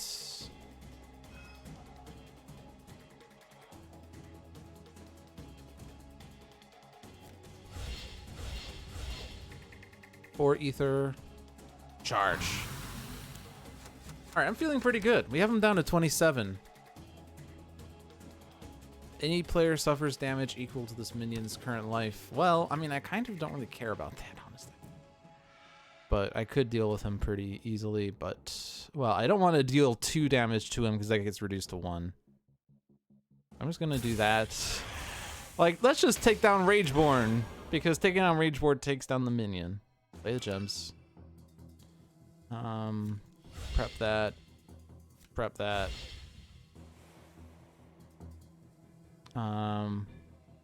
Charge.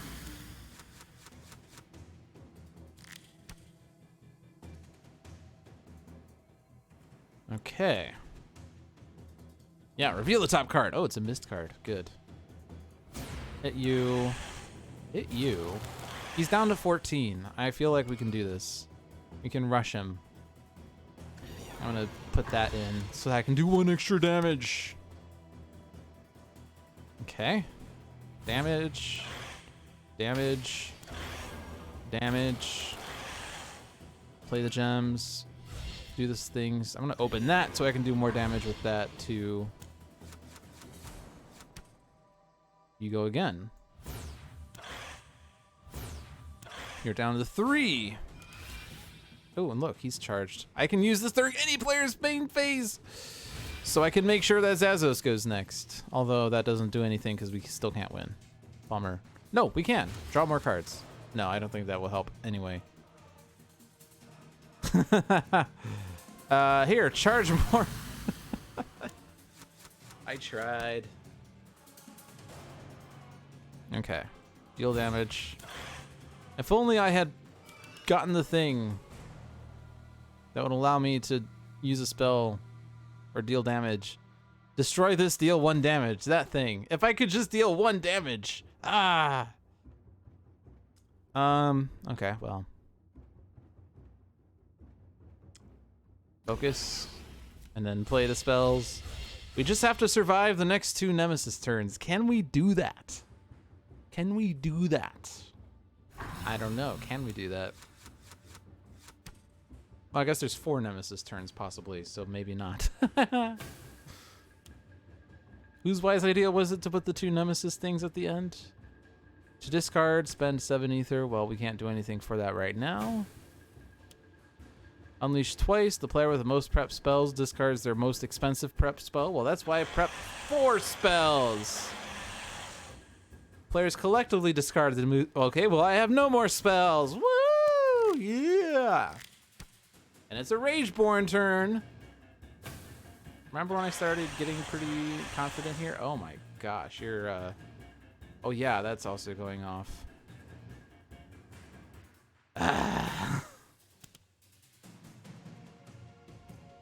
Well, you can't go 2 more turns. All right.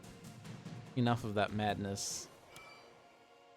We do still have a prep spell. Yeah!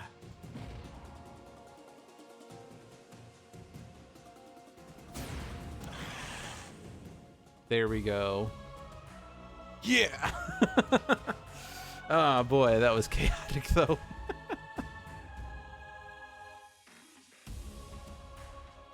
Okay, well, it's only 8:37. I've done a one-deck dungeon game. I've done an Aeon's End game. Should I do the trifecta? Should I play all 3 games in one stream? I feel like I should. All right. I think thus far I've only ever beaten Rageborne on stream, although I think I did beat the Swarming Locust, or whatever he's called. I know I lost to 2 bosses on stream, I'm pretty sure. All right, Sentinels.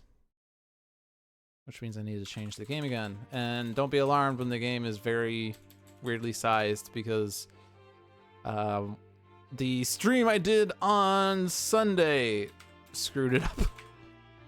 Sentinels of the Multiverse. There we go. Update. Close that. All right, so I need to change this.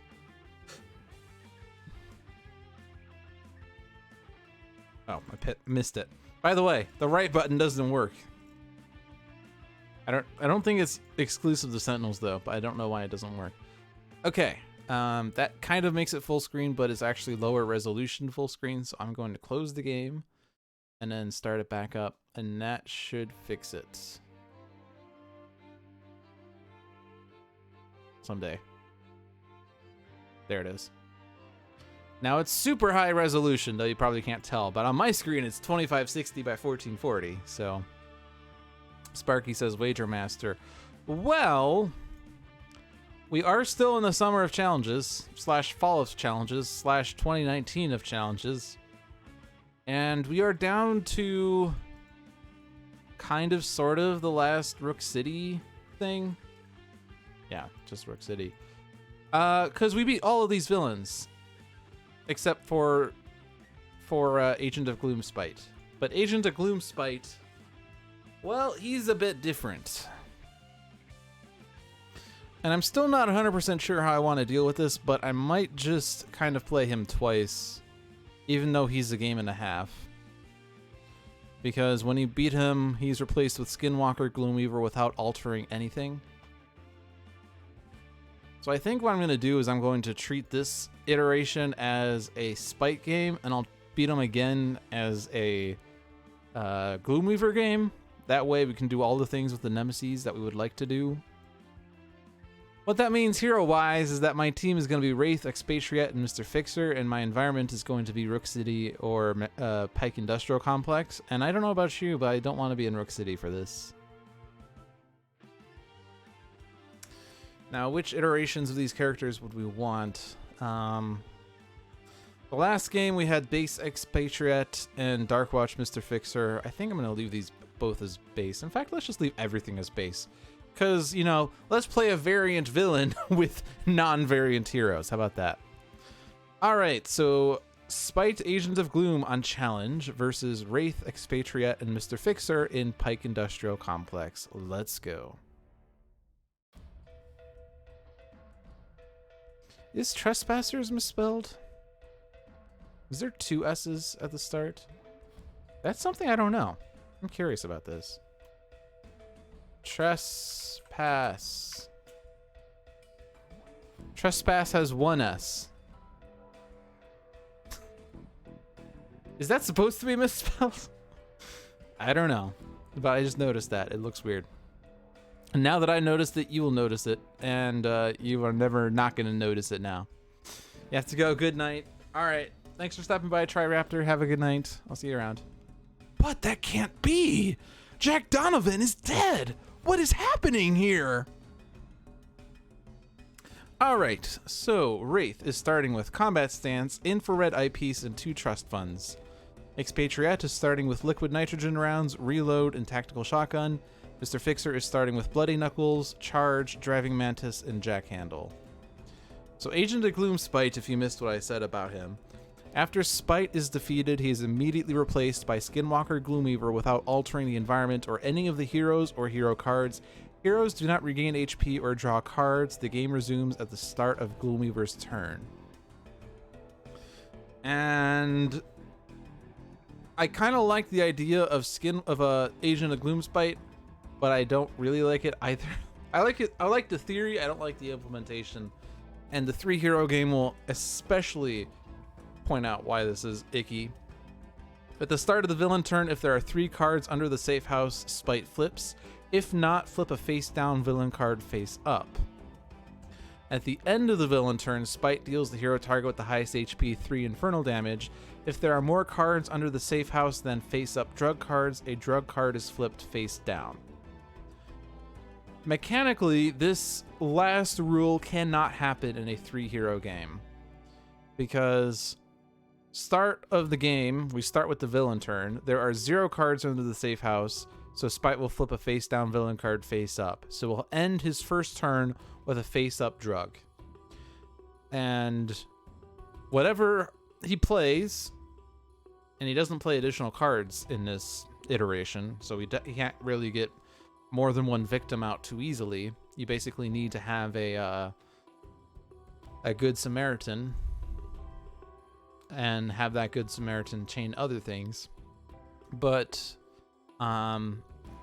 say you get 2 victims under the safe house. At the start of the villain turn, there are not 3 cards under the safe house, so Spite will flip a face down villain card face up. There are now 2 drugs face up. At the end of the villain turn, blah blah blah, there are 2 cards under the safe house and 2 face up drug cards, so a drug card will not be flipped face down. So he'll still finish his second turn with 2 drugs in play. You can't flip a drug face down. And then no matter what, he will always have, by the end of his next turn and subsequent turns, he will always have at least 3 drugs face up. Or, well, if you flip him at that point, he'd only have 2.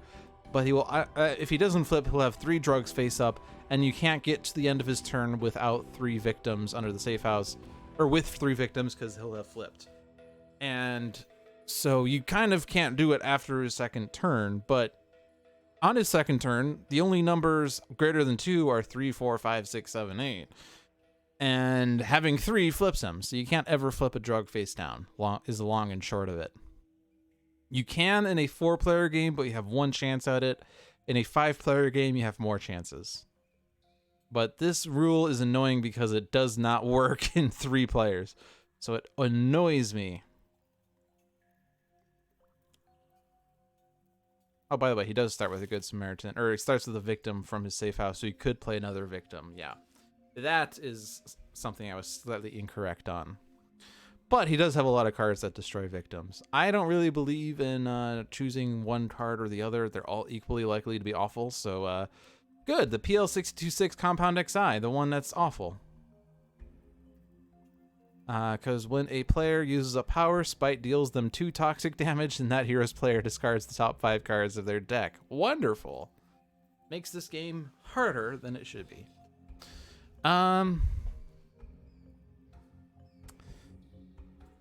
If we can get 3 cards under the safe house, Spite flips. Spite will be awful for 1 round, but then we only have the 1 drug. So I kind of want to risk it. Because, I mean, like, we already have the awful drug. I don't want to have awfuler drugs.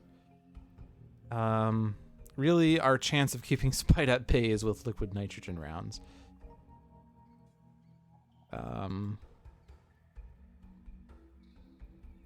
Wraith can't really use powers anyway, so I'm going to have Wraith discard cards. I guess Combat Stance is useful. Infrared Eyepiece. Actually, Infrared Eyepiece will help us guarantee that the Good Samaritan does a thing. So let's keep the Infrared Eyepiece. Let's use the Infrared Eyepiece on the Prowl and Good Samaritan. This is the chance we have of flipping Spite on round 1. Is to have Good Samaritan, play something that doesn't destroy a victim. Okay. Well, Tactical Shotgun, I don't think I'm going to use it yet because Spite has full damage dealing. And then Driving Mantis, but I could hit him. That would redirect. I can do that because Driving Mantis. And if we can get Fixer to draw is, what does he discard, by the way? Tire Iron Toolbox, Harmony, Jackhandle, Meditation. If we can get him to draw Salvage Yard, then discards will be very valuable. Play the top card. It's a Good Samaritan. This Good Samaritan has to not play a terrible card. It played Lab Raid, which doesn't actually get played, so, yeah. Unfortunately, we did not get him flipped. Because technically, he did not play a card, which is cheating. It's so cheating. But we can control his next card play. Or he could forced entry and destroy all of this. Well then. Yeah, I hate forced entry. It's terrible. We need the Good Samaritans to do this again. I'm stubborn and I want him to flip. Because a flipped Spite makes this game easier, as long as he does not have 5 drugs. Okay, so combat stance will actually do something. And then infrared eyepiece. Lost Child and collateral damage. When this card enters play, destroy a victim card. Obviously not that.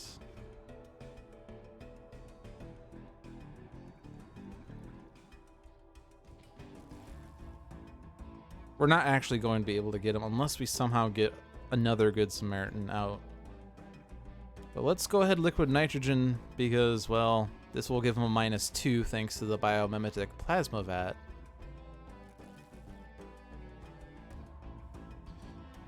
Actually, Expatriette is very well set up for this between liquid nitrogen rounds and reload, which is nice. Fixer won't be able to damage Spite, but I guess I can give him the Jackhandle. And then he has it. If he takes Bloody Knuckles, he can actually redirect Spite's damage still. But that actually Spite wouldn't be able to hit himself because of all the minuses. I'll put out Jackhandle in case I draw Harmony. I did not draw Harmony. So let's get the Lost Child out, and then let's hope that this Good Samaritan does something. It plays a Good Samaritan. Let's hope that this Good Samaritan does something. Once again, Lab Raid. That's cheating. That's 2 times this game that Lab Raid would have been played but doesn't get played. It's cheating. And then this does nothing, so I'm just gonna hold tab because it's an annoying card. Alright, we're getting the 3rd drug. We're destroying something. I'm going to keep the Lost Child. Yeah, because we can do that. Good Samaritan we might not be able to do.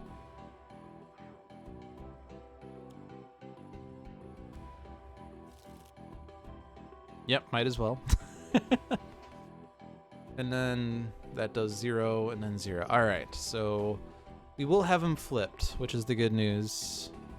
I wish I could see what the face down drugs are, but one of them returns cards to hand, and we did not get that one. One of them increases his damage by 1. I believe that's the same one. I forget what... Oh, the other one destroys all environment cards and Spite deals damage based on the number of environment cards destroyed. So the environment will be a factor in this game. And we are not returning cards to hand, so we will not have a slower setup. So I think in order for Spite to deal damage, since this is reduced by 2, I do need Wraith to take the damage. I guess Expat could also take it, but... well, I guess I could have also done Innocent Bystander, huh? Okay, let's do that instead because that doesn't involve damage, and I will be dealt damage, or actually no, I'll be using smoke bombs because reasons. So I'll say no to this, but I will discard a card. I will discard throwing knives because Fixer could get it back from me someday, maybe. Let's infrared eyepiece. This gives me 2 on the prowl, so I guess I have no choice here. I wish we had gotten a forced entry. That actually would have been really nice, because forced entry would get rid of all the victims under the safe house. See, the problem... So what's going to make this a little more tricky is the fact that on the flip side, increased damage dealt by Spite by 1 for each card under the safe house. Whenever a victim is destroyed, Spite deals each hero target 1 psychic damage. So that's going to be 4 because he's going to destroy the lost child. At the end of the villain turn, Spite deals the hero target. Oh, that's the front side still. At the end of the villain turn, Spite deals the hero target with the lowest HP 2 melee damage, but smoke bombs. And then something other than that. But we also, like, the thing that makes this fun, though, is that now we can, when we have them flipped, we're going to have this ability to keep putting victims into play. At the start of each hero turn, that player may remove a card from under the safe house and put it into play. If they do, they may play a card. Whenever a card is placed under the safe house, one player may draw a card. So we can do this thing where we take a victim out, put the victim back under the safe house, have players draw cards. Like, we're now going to play games with the victims. So we are now our own Spite, which is probably not good. But the nice thing about flipping Spite, though, other than the whole he's going to deal extra damage for that one round, is that he no longer flips drugs. These will be the only 3 drugs he will have out. And I'm happy with that.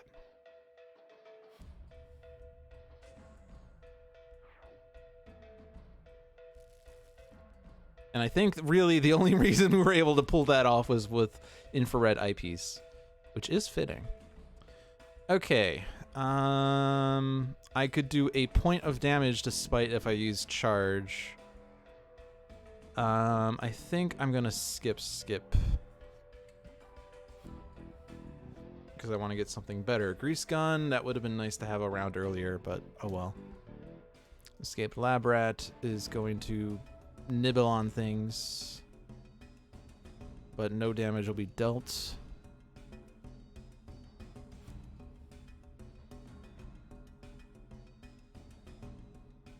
Spite flips on the prowl, destroys the lost child. Lost child, Spite regains hit points. He destroyed a victim, so he's going to do this and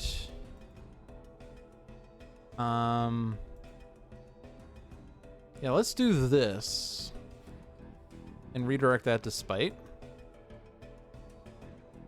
because that was something. Oh yeah, Omicron. He first is reduced by 1, so actually Fixer could not have dealt damage, period. I forgot that was out. So now Wraith is going to redirect to Fixer, but is only going to deal 1. And Expatriette will take 2. Potential Sidekick!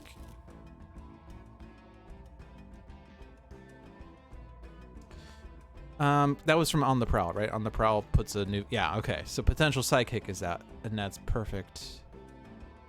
This redirects. None of those will redirect. Let's keep Fixer higher because we could redirect more often. With Fixers and Driving Mantis and all that.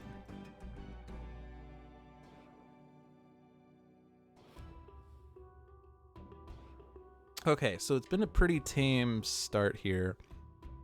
We'll definitely put victims out. I don't think it really matters which victim comes out. We will want to utilize the innocent bystander. That one's the least innocuous and easiest to put back under the safe house. Discard 1 card is very easy with 3 heroes. Impromptu invention. We need to ask Christopher and Adam to describe every villain's response to Grease Gun. I forget what villains these belong to. But yeah, it's definitely amusing. Okay. I feel like I want a mega computer to mitigate the environment. Well, actually, no, we want Stunbolt. We absolutely want Stunbolt. We did not draw Stunbolt, but we did draw Utility Belt, so I could put 2 Stunbolts out and utility those up. And I have a mega computer now in hand. So now this will not deal any damage. Oh, I could also... Oh, right! It's my start a turn! Great! I'm not going to do this yet. because we have enough victims under the safe house to do other things. So I can do Mega Computer and my stun bolts and my utility belts. Wonderful.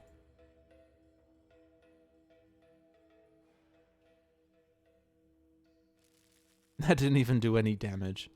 So I couldn't even have a Driving Mantis redirect. But yeah, Spite is now like on permanent lockdown now. And if I had a thing in Fixer's hand, that would be great, but he doesn't. Okay, put the Good Samaritan out. You get 2 card plays. We will want you to reload for the liquid nitrogen rounds. I don't think it really matters though otherwise. Put out a gun. And then reload liquid nitrogen. I mean, I guess it's overkill with the 2 stun bolts, but they're the ninjas from Zhulong. Yeah, actually, yeah, I can see that. I was trying to think like if they, I thought they were a chairman thing at first, but I didn't recognize which one. Maybe they're actually thieves. Dun dun dun. I don't know. I didn't actually realize that one of the villains, one of the mini nemesis from Villains of the Multiverse is actually Tony Taurus. I did not know that. Alright, so Good Samaritan is out. I can play a card. Kind of feel like I don't even want to use this. Because I don't really, like, I don't even need to play a card. It's like, Fixer doesn't have anything he would want anyway. So maybe I kind of want to skip still. Maybe I want to not put the Good Samaritan out. But instead, skip. Yeah, dual crowbars is good. Meditation is good. Hey, John. You're witnessing the end of the Trifecta. We had a 1-deck dungeon game, we had an Aeon's End game, and now we're doing the Sentinels game. I guess it's technically not a full, like, quadrifecta, because it's not a bottom of the 9th game, but I don't know bottom of the 9th. Alright, I'm not going to do that. Experimental Mutagen is now increasing escaped lab rat damage. Which now is going to matter a little bit.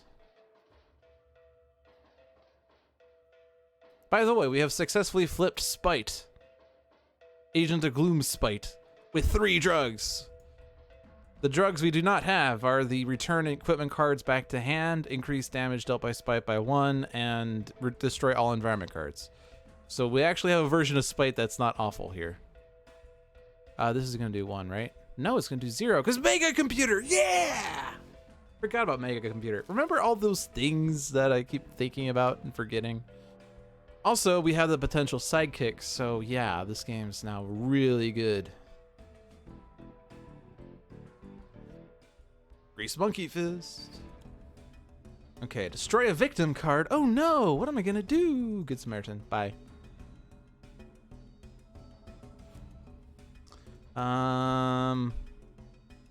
This doesn't even do enough damage for smoke bombs to trigger.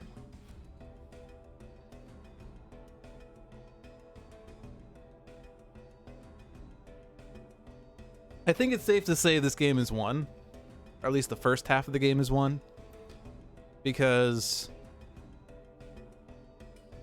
we have them with 2 stun bolts.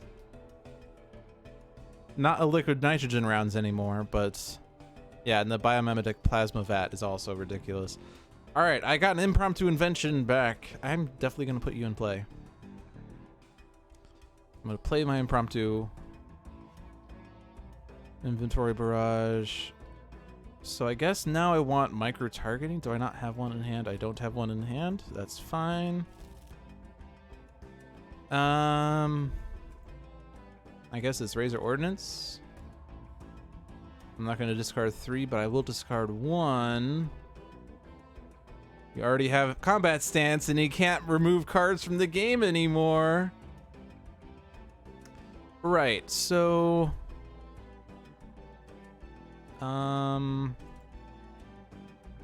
Fixer has not used his power too many times because he hasn't had much of a reason to. Fixer with Hoist Chain would be hilarious. But with my luck, it's the bottom 2 cards of Fixer's deck, so that doesn't help me. We do have dual crowbars, which he wants. He doesn't really have another card to play. I guess he does have charge, though.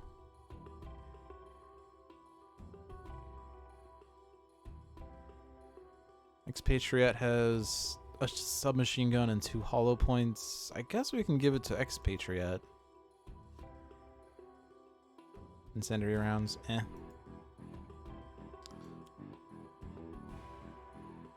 Alright, now the double stun bolt returns. But this time with micro-targeting computer.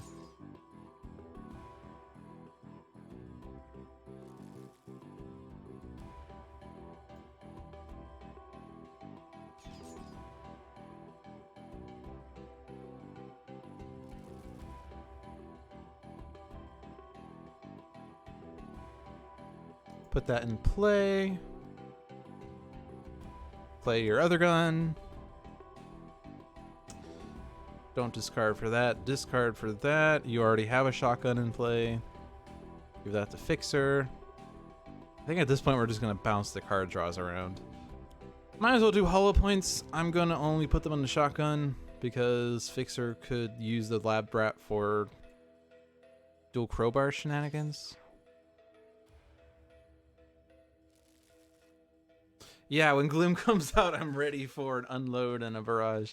Yeah, the Gloomweaver game is going to be pretty trivial as well, because we're going to be fully set up. Which doesn't always happen when Spite has the things that returns your cards to hand, but will happen here. Don't discard that. Do discard for that. Don't need 2 dual crowbars. Give this to Wraith.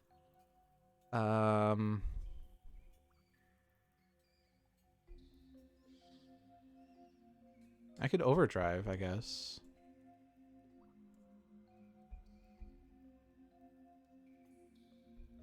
Like, do I need Driving Mantis? Because Spite has a -2. And at the end of his turn, he deals Wraith 2, which redirects and does 0. Well, 2 -3, which is even worse. Like, I don't need that. Or I guess it's 2 + 1 -2 -1. So it is actually 0. It's literally 0.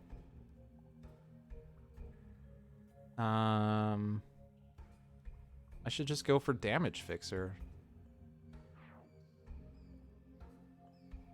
Actually, would it be worth to make damage to Spite irreducible? It should, because then the super cool Trisolvent Vat will hit him. Ha ha ha ha ha ha! I found a plan. Alright, so I'm gonna meditate for... I should have checked where it was, but it's definitely here. Yeah, after Fixer damages the target, all damage to that target is irreducible. Fixer can still get through the damage reduction, right? No. That's the flaw with this plan. But we can do it next turn. Because we'll have Bloody Knuckles.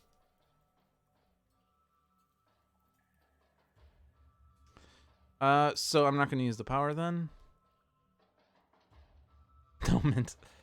I mean, unless I want to have discards, but I really want him to get Salvage Yard before I consider discards for Fixer. Honestly. I don't want to play the top card of the villain deck. 2 escaped lab rats. I really love the Biomimetic Plasma Vat because it heals me. Not too many things in the game can heal you. Well, I guess, actually, there's a lot that can heal you. His name is Dr. Medico. Medical Doctor. Dr. Medico, MD.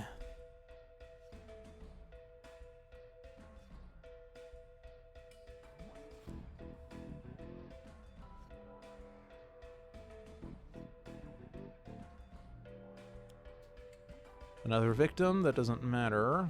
The redirect, that doesn't do damage. The end of turn damage, that doesn't deal damage.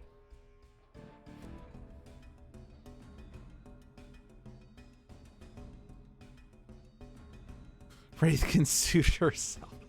Alright, fine, John. Suit yourself. Alright, put that in play. Do I have enough card plays? I have a trust fund. I could also infrared eyepiece and suit yourself, but I don't really want Wraith to be higher HP. Honestly. I mean, it doesn't matter at all, but... let's trust fund, because cards. Clearly I don't have enough cards. Impromptu Invention is exciting, except my deck's almost empty.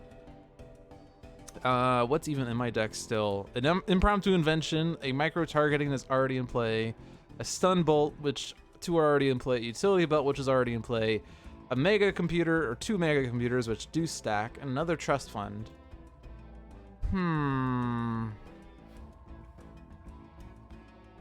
Well, throwing knives is limited, so I'm just gonna ditch those. Not that, but yes, that. I don't need 2 inventory barrages. Give that to Expatriette. Speed loading. That's actually really good. No to that. And now for my second card play, I'm gonna Impromptu Invention. Impromptu Invention, yes. Let's go ahead and put the Mega Computers in play, just so the environment can't ever do a damn thing. And then I get Trust Fund. Okay. Now what? I kind of want to Grappling Hook the super cool Trisolvent Vat just because this card is annoying even when it doesn't do anything. But I probably should put Infrared Eyepiece out because, like, Inventory Barrage. So I'm gonna do that. Okay, and now Spite will not do anything.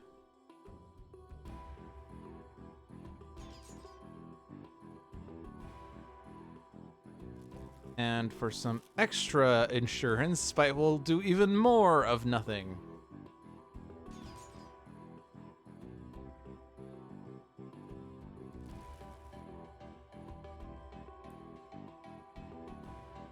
Put that in play. Play a card. I could play speed loading. Because you know what's funny is I can use it immediately. Alright, submachine gun's already in play. Fixer will draw a card. And then I don't need to discard for that. And hey, look! I can put a card on top of my deck, like Liquid Nitrogen rounds. And I can play a card, like Hollow Points. Although, I just put an ammo on top, which I can get with Arsenal Xaxos, so I don't really want to put this on the shotgun. I'll put it on the submachine gun, because reasons. This will clear the board, I guess, on Gloomweaver eventually, maybe. Because I really need to make sure Spite doesn't deal damage.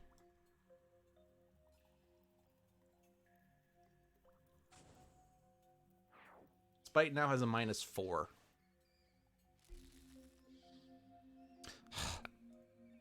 Why has Fixer not drawn his thing yet? Savage Yard would be ridiculous here. But he hasn't drawn it. And he also doesn't have the thing that draws. So, yes, I will draw. Unload! There it is. Put that in play.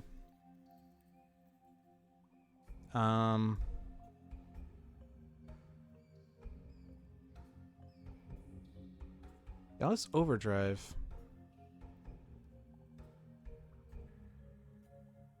And then discard. Is this Spite 2? Yes, it is. I'm not going to be using Grease Gun. I'm not going to discard for that. But now I can do Bloody Knuckles. And the environment almost tried to do something, but the super stun bolts failed.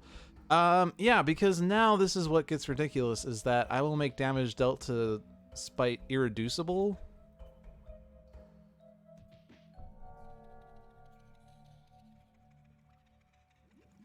Oh, you actually did a point of damage to Fixer? Well, prepare to die. Irreducible followed by irreducible. And yeah, you actually do another point of damage. Oh, there's Harmony. That's good. Are we going to get the VAT explosion now? No? We're going to make damage all across the board, reduced by 2! But you know what's great is that damage to Spite is irreducible.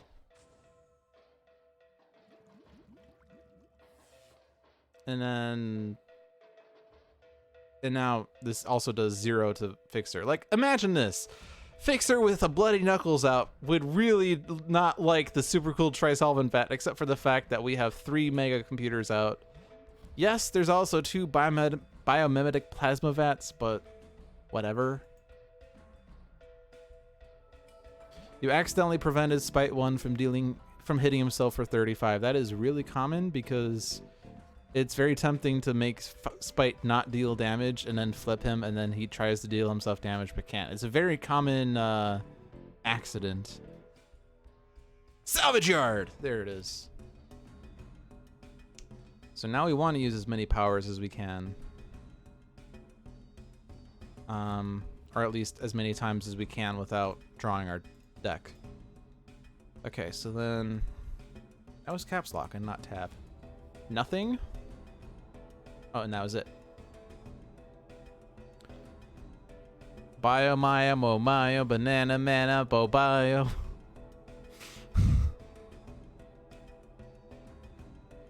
Okay, I can play a card. So I don't want to draw my hand. I want Fixer to do the thing. But the problem is I do need Fixer to actually damage Spite. And we won't have the Bloody Knuckles for that. I will have a Harmony. That gives them a +2. Which undoes the Biomimetics +2, but we have to actually get past damage reductions, which Spite has an innate one. But if Fixer does, with his card play, if he does... Where is it? If he does Harmony with his start of turn... He could still do it with his Overdrive, right? I just have to target the second one at Spite. Actually, I have to target both at Spite. I have to get rid of the first -1 with Spite, and then the second one will go through, and then Spite will be irreducible again.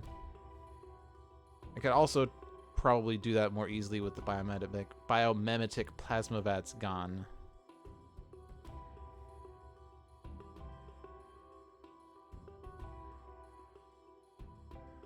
Let's just Grappling Hook.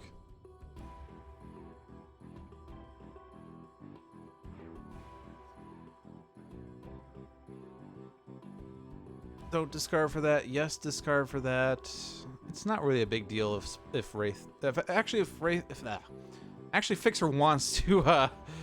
Oh, look, there's the hoist chains. Fixer will be happy to use Salvage Yard even if it's just for himself. Like, that's fine. So I don't... Like, Wraith already has, like, all the equipments other than maybe a Stun Bolt that could go into play, but... Yeah, so let's discard something... Expatriette draws a card. No to that. No to that. Now for my card play. There are no equipments in my deck that I can play. Should I still play Impromptu Invention? I feel like this is like, you know, if a tree falls in the woods but no one's around to hear, it doesn't make a sound. If Wraith plays Impromptu Invention but there's no equipment cards in her deck, was it still a good card play? Like, it gives me a card draw and a card play, but I mean, I could still use it later to get Infrared Eyepiece in play, so I kind of don't want to do that.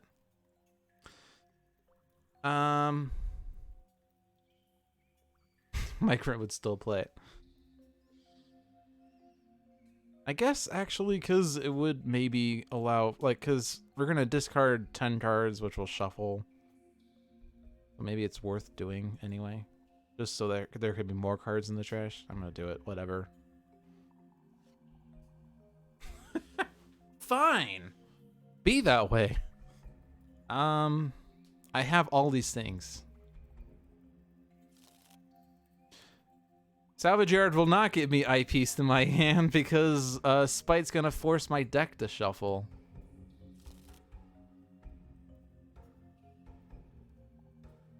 So I'll put out Sunbolt. That's the only other equipment I can do here.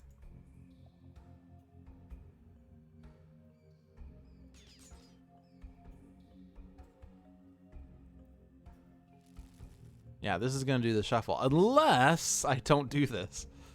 But that's okay. It's not like I really need to have that eyepiece right now.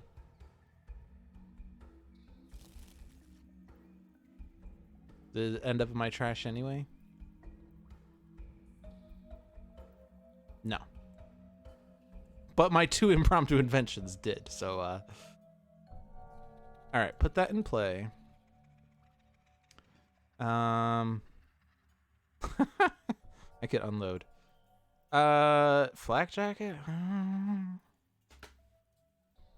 No?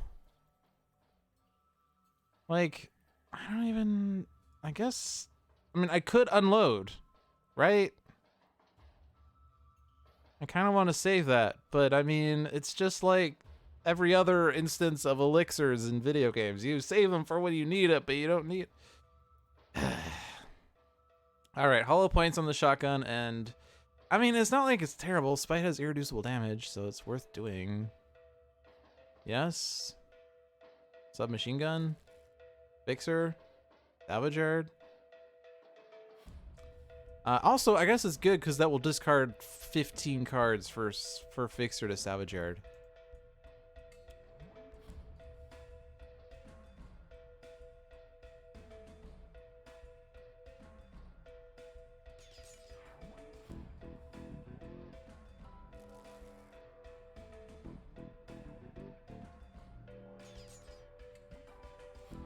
If only if only Fixer still had Driving Mantis. Take that elixir into the credits.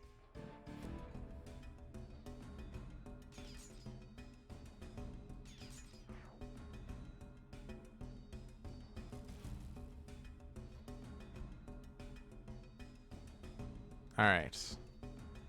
Put that in play. And then, welcome back. Oh no, you're still here, Sparky Wolf. What am I saying? Welcome back, Sparky Wolf, who's been here for a while, and I only randomly commented on it now. Oh, actually, I still have Bloody Knuckles in play.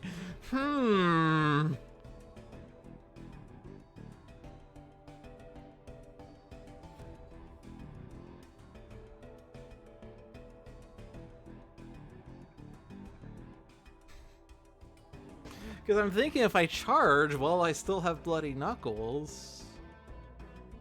Because, like, Riveting Crane is irreducible in the start of your next turn. Bloody Knuckles gets destroyed, blah, blah, blah. Like, but then I wouldn't be salvage yarding. Is that terrible? I guess I could do it next turn. It's not going to really make or break anything. All right. All right. All right. Let's do this. Let's do this. Let's put Innocent Bystander in play. And then let's charge.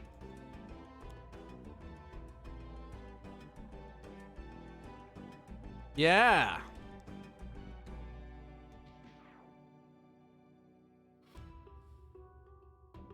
I mean, it doesn't... Actually, I guess I do want to do Salvage Yard now. No?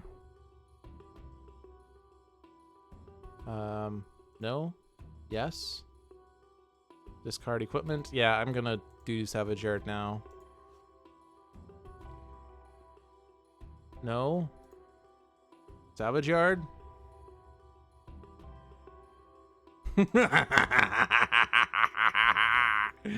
Oh, prepare to die. I have all of the equipments. All of the equipments. What is this? What is this?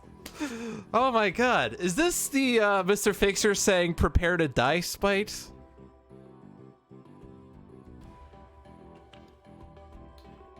Oh my gosh. I have never seen such looming doom as a deck composed of bloody knuckles. Oh my goodness gracious. All right, so by the way, Spite, you're irreducible. I can't really exploit too much of this though, because if I hit anyone, they get irreducible. Get all over them. I wish I could put a bloody knuckles in play. Oh. You know what?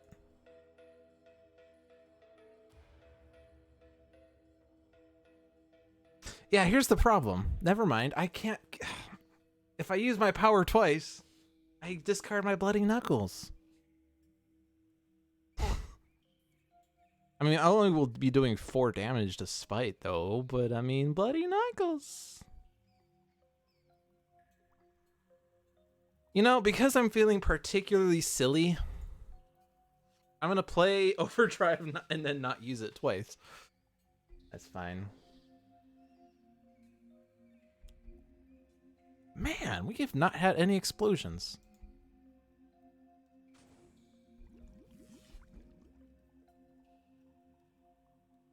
Like, we have played almost half of the environment deck and nothing has exploded yet. And also with the Biomimetic Plasma Vat, we're almost at max HP again.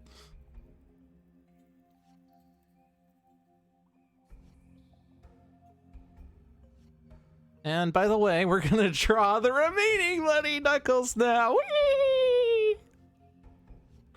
All right, Spite, prepare to die. This is your end. I have to destroy a victim. Let's get rid of that Good Samaritan. Actually, no, Good Samaritan. See, I'm going to be completely terrible, and I'm going to kill the child first because Good Samaritan involves fewer questions than the Lost Child.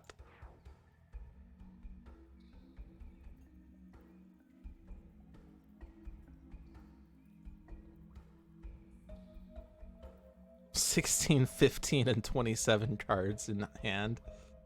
Oh my gosh, this is not even a game at this point.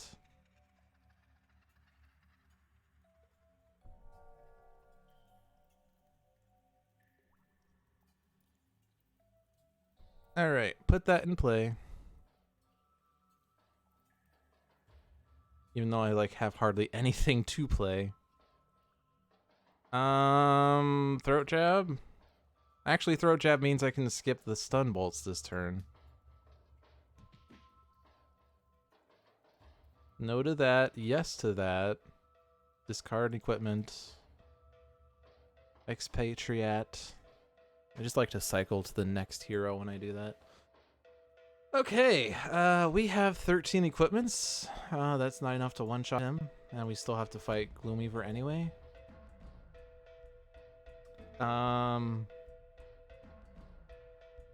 Should I grappling hook the super cool Trisolvent Vat?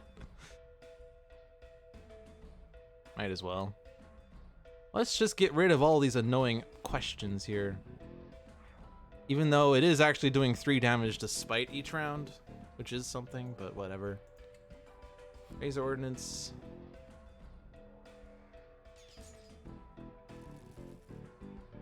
It is hitting Spite, but we'll probably just whatever Spite now. Let's not hit you because Fixer could hit you.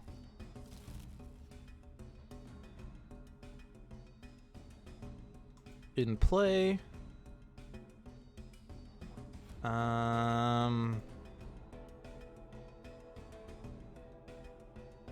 Arsenal access. There's Pride. So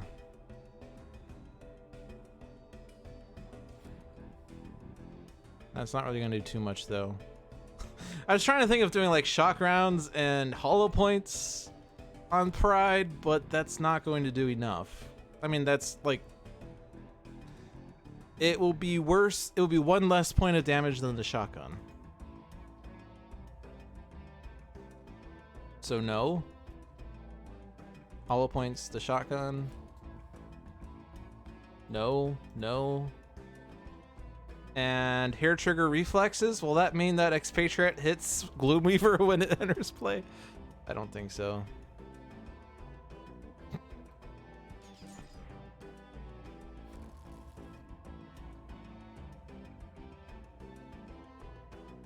Alright, so if I Bloody Knuckles now, I don't actually do enough damage. Or, well, if I oh, actually, nope. I hit no without thinking. Oh, because we didn't put anything under the safe house. Oh, because I skipped that question. Oh. Oh. Okay, well, let's not skip that question. It does hit the relic. Okay. So we're putting a card in play. We did Arsenal Access for Pride in play. And then no to that. Play the hollow points on the shotgun. Yes to that. Discard whatever. Fixer draws.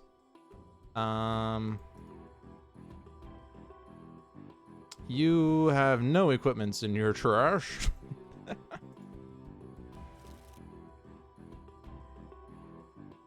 No to that.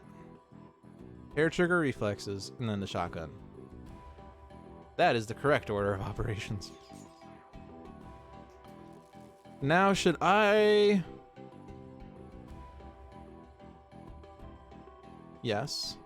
I don't want to start with Bloody Knuckles because I can't use it twice. Or, well, if I play Bloody Knuckles, then Bloody Knuckles gets destroyed. That's for sure. Do I want to do the same thing I did last time? Salvage Yard?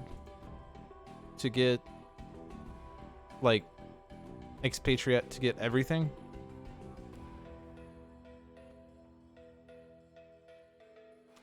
I mean, obviously this is just an issue of, like, how much do I want to win this game? Like, do I want to just win it, or do I want to win it?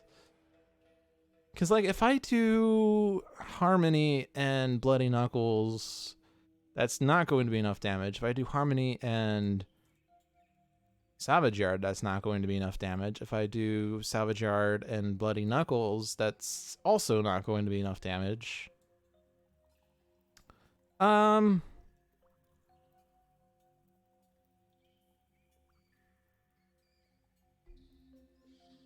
Whatever. It doesn't matter. I'll do Harmony.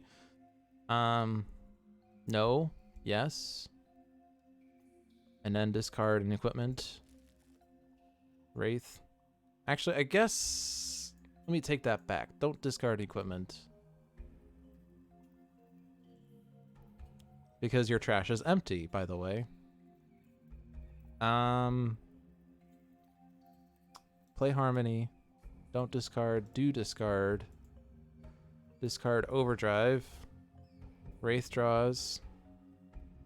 Not that Wraith needs to draw at this point. Don't discard. Salvage Yard. Yes.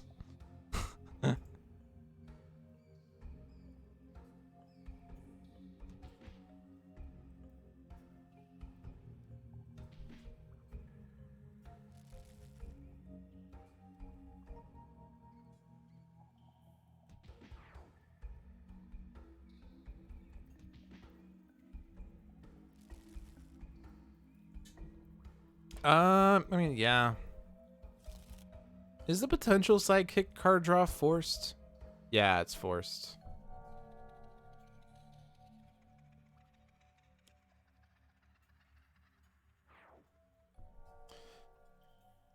Irreducible. And then, oh man, it's actually going through. No! Damage!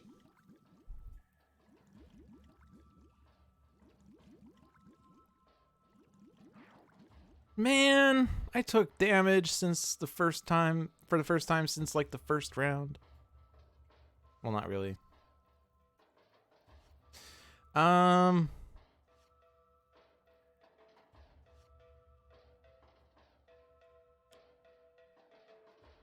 no, we're destroying something. We already have a good innocent bystander in there.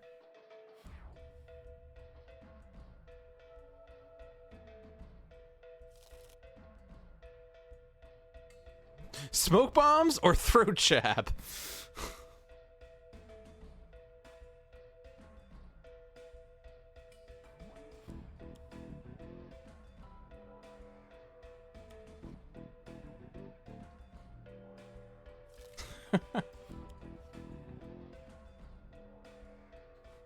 Wraith almost has her entire deck now. Okay, there's your last equipment.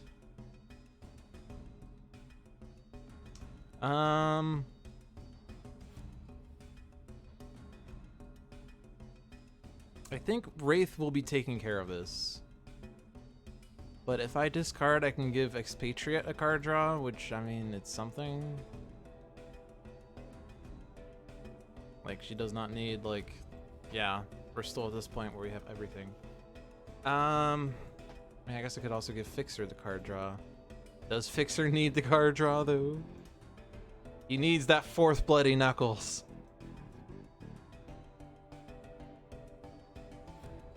Alright, so how do I do this? Throat Jab? And then Razor Ordnance.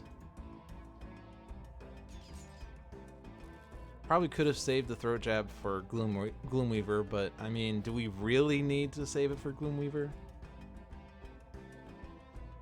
Okay. Done!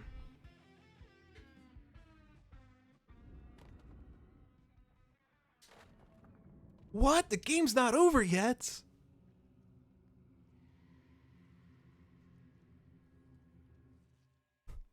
Do you want Expatriette to deal Pouch of Bones 1 projectile damage? Alright, Vast Following, Zombie Servant, which I can hair trigger reflexes for 0 damage.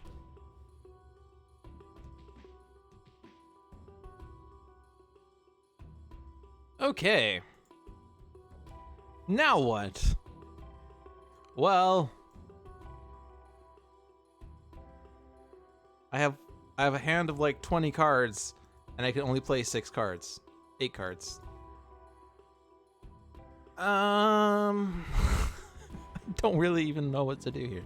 I mean, like, I could inventory barrage for 28 damage, but that doesn't end the game. I could one-shot Pouch of Bones, though, but I mean, Pouch of Bones is the least of my concerns. Does Gloomweaver have irreducible damage? No. That did not get inherited. I'm gonna Trust Fund because I don't have enough cards in my hand.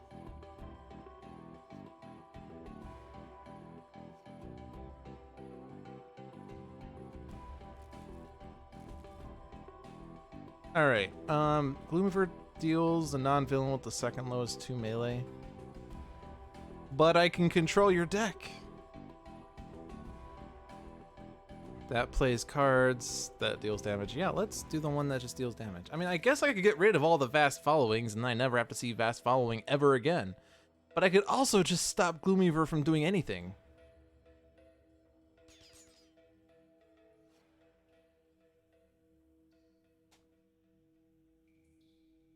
Okay, start of turn ammo play.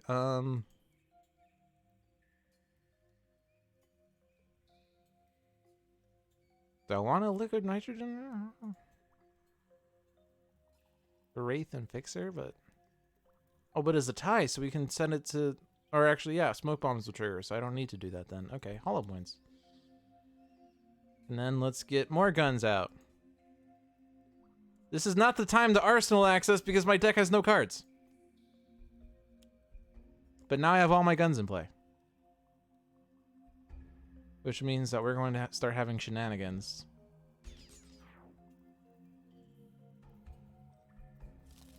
As long as I have an unload, which I don't think I actually do. I had an unload, I played the unload. I've not drawn a new one.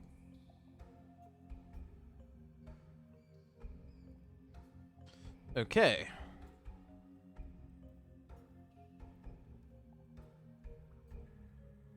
All our trashes are empty now. This is weird.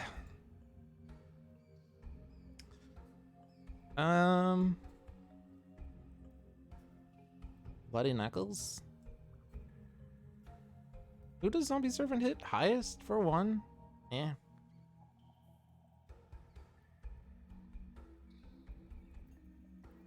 I want to just leave it out for Lab Rats, honestly. 1 is nothing. Who does Ophidia hit? Highest is 3 plus voodoo pins. That's Expatriette.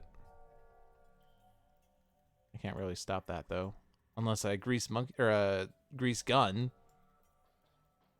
But I think it's Bloody Knuckles time number 1.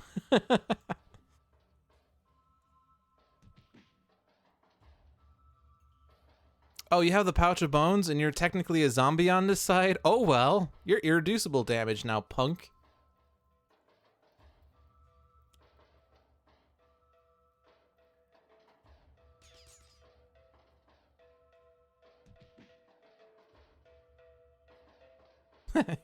Irreducible damage also ignores Mega Computer, which makes sense, but it's also fun. All right. It doesn't matter. Oh yeah, flak jacket. I forgot about that.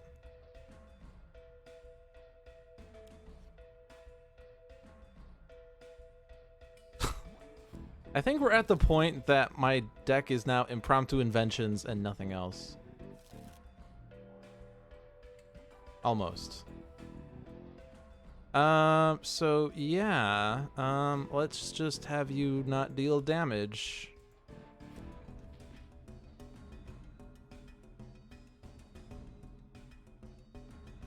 Well, there's a relic.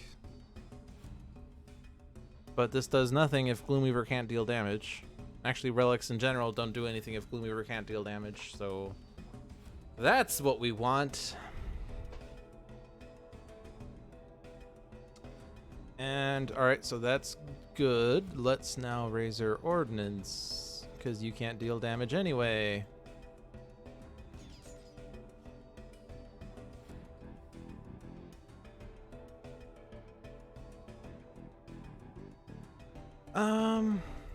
Yeah, we have all the guns, right? There's no more guns. I've never actually had every gun in play and recognized I had every gun in play. She only has 5 guns, which is weird. I thought she would have more. But these are actually all of her guns. Okay, well, I guess that does mean that our next mission is to get all the ammos in play as well. I mean, clearly. So, which ammos do we want where? Well, it doesn't really matter. But we'll definitely put 2 on the Prejudi.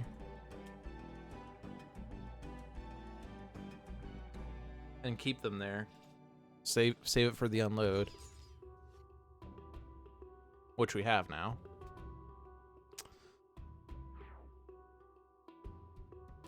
Alright. I mean, Fixer's turn is just Bloody Knuckles, right? There's nothing to think about here. But we can take out Ophidia. So when does Gloomweaver react? A non-villain target is destroyed. He plays a card. But on the other side, whenever a target is destroyed, he regains 2. Whenever a cultist is destroyed, the top card of the villain deck is played. So basically, I don't want to take out non-villains on this side. So I can take out villains on this side.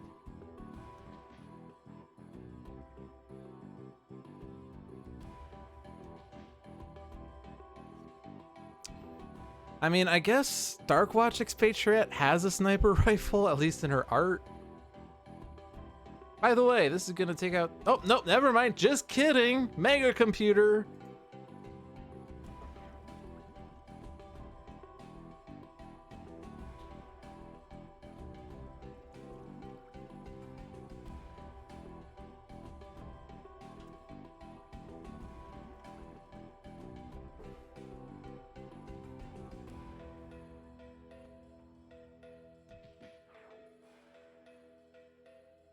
It's not often that a lab rat survives a chemical explosion.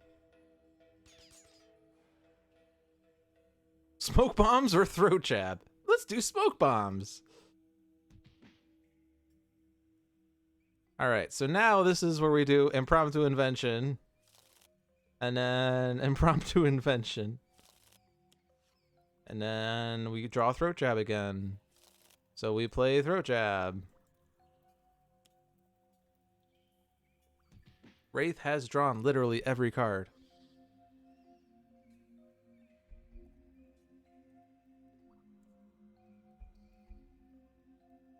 Alright, so control the villain.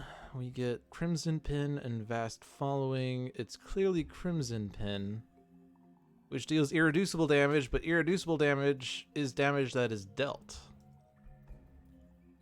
Which means it cannot be dealt if he cannot deal damage. Trust me, the English makes sense.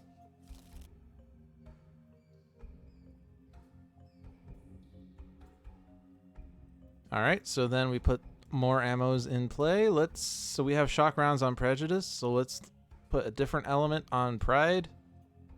Pride has blue art, so clearly that means liquid nitrogen rounds.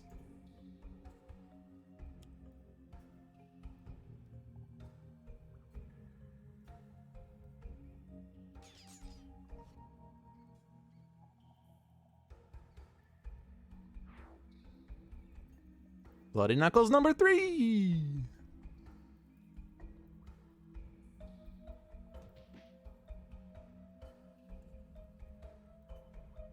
But Lude, you could have done more damage if you had hit Gloomweaver first. Could have done more damage to the Pouch of Bones. Increase all damage dealt by 1.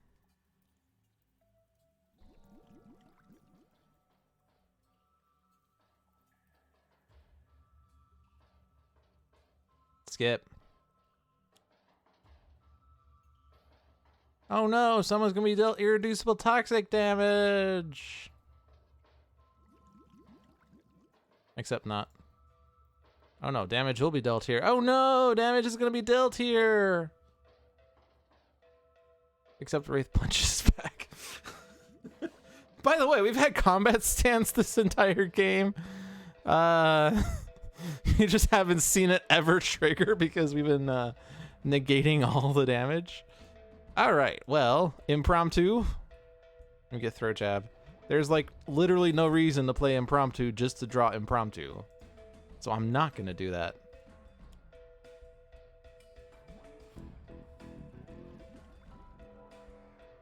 Alright, and then stop the villain from doing something terrible.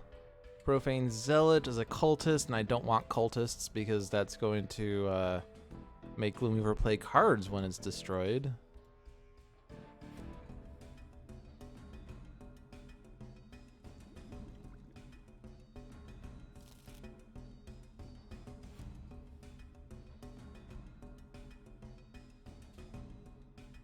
Alright, so then this. And then that. And next round, we're going to have all guns with all ammos, or at least as many ammos as we can.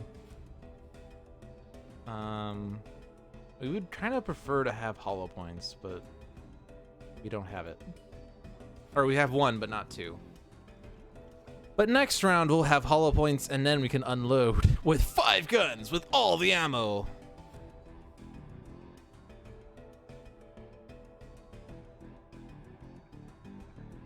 Actually, come to think of it,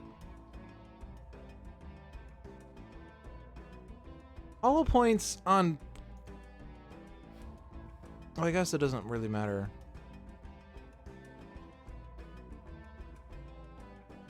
If there was a way to trigger a power twice, but there isn't, except you can have Pride trigger Prejudice, except I can't have Prejudice act and then immediately use Pride, which triggers Prejudice, unless we're having Captain Cosmic do shenanigans, but that's, well, not happening here. Okay. Alright, so Bloody Knuckles number 4. We're out of Bloody Knuckles.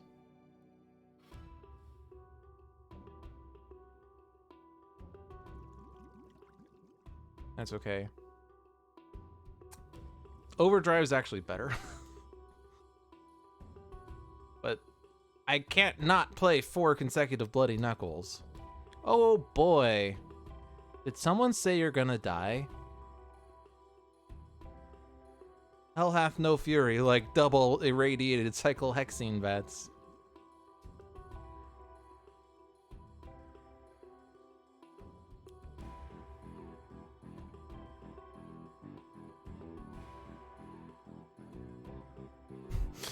Zombie servant is dead!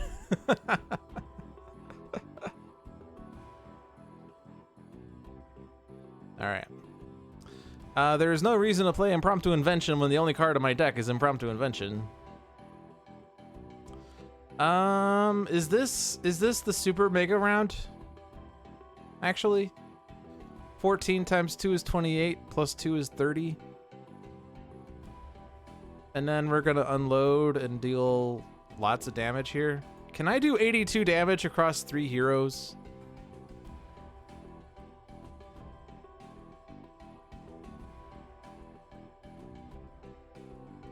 I feel like, oddly, Fixer's the one that's not gonna do the most damage here. Alright, I'm gonna do it. Whatever. We've been building. This is like 3 heroes that have been building for eons.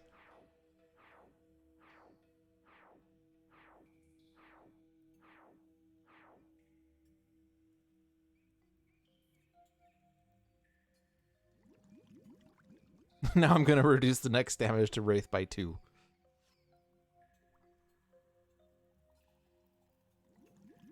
And Combat Stance reacts. Oh, poor Gloomy. Alright. I have put as many ammo cards as I can out there.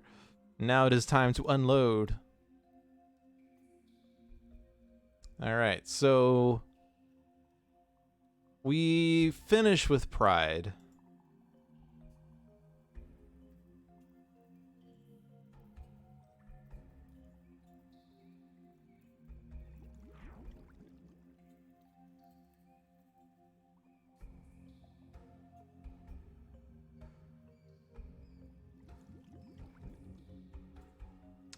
And I really just don't care about anything else. Although the lab rat will be destroyed, so Gloomy will regain 2 hit points. Oh no!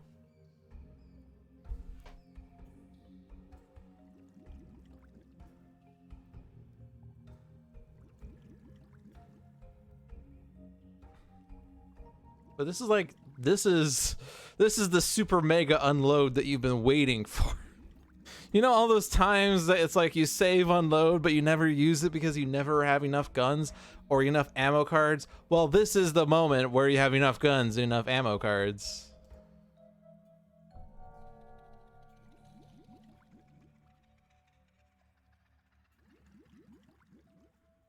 Plus, we also have 2+1s, which makes this like even better. Like, if you don't unload here, you are a fool.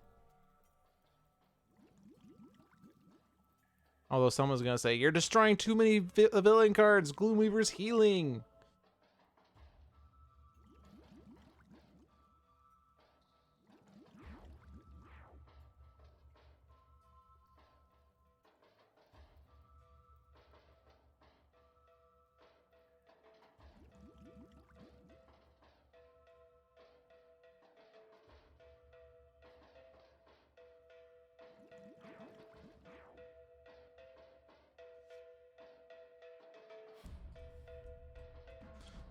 All right. So charge does more damage than double overdrive, unfortunately.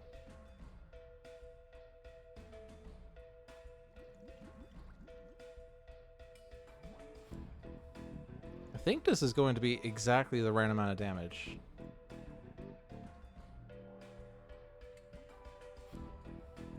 We had all of our super mega fun turns and we do it exactly enough damage. All right, I am satisfied with that. I don't know if you're satisfied with that, but I'm satisfied with that. We have defeated Challenge, Spite, Agent of Gloom, and Skinwalker Gloomweaver. But what I said at the start of this match is that I think what I'm going to do is I'm going to play this again for the Infernal Relics team. So for those of you that I didn't even mention this with the summer and fall of challenges this time, but the way that I've been doing this 2019 of challenges versus the summer of ultimates from last summer is that I have to do a 3-hero team. I have to choose decks based off of the villain that I'm fighting, and the villains are being fought in order. We've cleared the base game, we cleared Ambuscade, and now we've finished off Rook City entirely, so next on the list is Infernal Relics. So when I fight an Infernal Relics villain, I have to use Infernal Relics heroes and Infernal Relics environments. And since there's only 2 Infernal Relics heroes, and in this case 2 Rook City heroes, the third hero is a bit more free, except the lead has to be the nemesis of that villain. And since I'm doing this based off of Gloom's Spite Agent of Gloom, the leader had to be Wraith, which is why this team was locked to be Wraith, Fixer, and Expatriette. And I think I also said it's 3 heroes. So 3 hero teams, leader must be nemesis, decks must come from the expansions as much as possible, and challenge difficulty. That's the stipulations here. So this was the Spite Agent of Gloom challenge. So the next would be Infernal Relics. I'm kind of going off of the digital release order. So it's going to be Infernal Relics. Actually, it's listed like literally right here. Infernal Relics, then Mini Pack 2, which means Misinformation, then Shattered Timelines, then Wrath of the Cosmos, then Mini Pack 3, which will be Wager Master. Then I believe, technically, if it's release order, it's the Preview Pack, which means Mini Pack 4. I don't know if I'm going to actually do that way, but yeah, it's basically in this order is how things are going to happen. Oblivion does not have a challenge mode. Villains do not have challenge mode. So maybe things will break up there. And I'm not sure yet about how I'm going to tackle team mode with Vengeance. Maybe I'll do the same thing as what I'm doing here with Spite, where I'll just kind of do each villain separately. But yeah, so next is Infernal Relics, which means that we will fight Gloomweaver, or Skinwalker Gloomweaver again, which means we'll start with Spite. And Gloomweaver's nemesis is Nightmist, so it has to be Nightmist lead. And then the third hero can be free at that point because we're out of decks there. Alkashbuda is Argent Adept's nemesis, and that will be a free form there. Apostate is Fnatic's nemesis, so that has to be Fnatic lead. And Ennead is Ra nemesis, so it has to be Ra lead. And the environments are Realm of Discord and Tomb of Anubis. All right, so that's that. We have successfully defeated Spite, and it was actually a pretty fun match, all things considered, especially since we managed to flip Spite, which not many people like to do, but that's because you need the right victims, which we managed to get, so it worked out. We almost actually managed to flip Spite on round 1, except the Good Samaritan didn't cooperate, but at least he didn't like destroy all the victims and make it impossible, and it worked out just fine. It has been a 3-hour stream, oh my gosh, so I'm gonna go ahead and chop it here. Thank you for watching, everyone. Hope you enjoyed this stream as much as I did. It's fun to play these games for you. Check out all the Handelabra products. Sentinels the Multiverse just celebrated its 5-year anniversary in the past week. Check out the streams from that week for some fun antics, such as the setup for the guys in Wraith Super Mega Awesome turn in what was the Tales from the Archive segment. Unfortunately, we didn't get to do the winning blow as we had planned to because of the game crashed. Turns out you were in at 2/3, not at the end. Yes. Yeah, you managed to see the awesome game, although all 3 games were awesome. Anyway, yeah, Sentinels the Multiverse, check it out. Bottom from the 9th, also check that out. One Deck Dungeon, check that out. And Aeon's End, check that out. But also check out the Spirit Island crowdsource campaign. Cautionary Tales from the Ill-Advised. That's what we've called it. Actually, we haven't even announced that would be the title, but that's the title for Om Nom Nom Buchanan and Guys in Wraith Do Stuff is Cautionary Tales from the Ill-Advised. So those are the 4 games that Handelabra has released, and the 5th one that Handelabra is working on and will work on, provided it funds.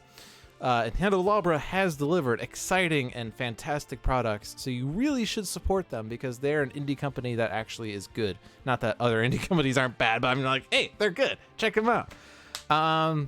Other streams on this channel include Handelabra Live every Tuesday at 7, Dolphins Dive every Friday at 7, On Deck every Saturday at 8, but I believe they're off this week because of scheduling issues.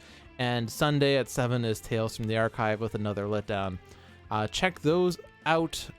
Check out the games. Check out my personal Twitch at twitch.tv/Dolphin. I've not been active with streaming recently because I've been teaching 21 credits this semester and it's been a heavy workload, but I do stream here still, so you can check me out here. And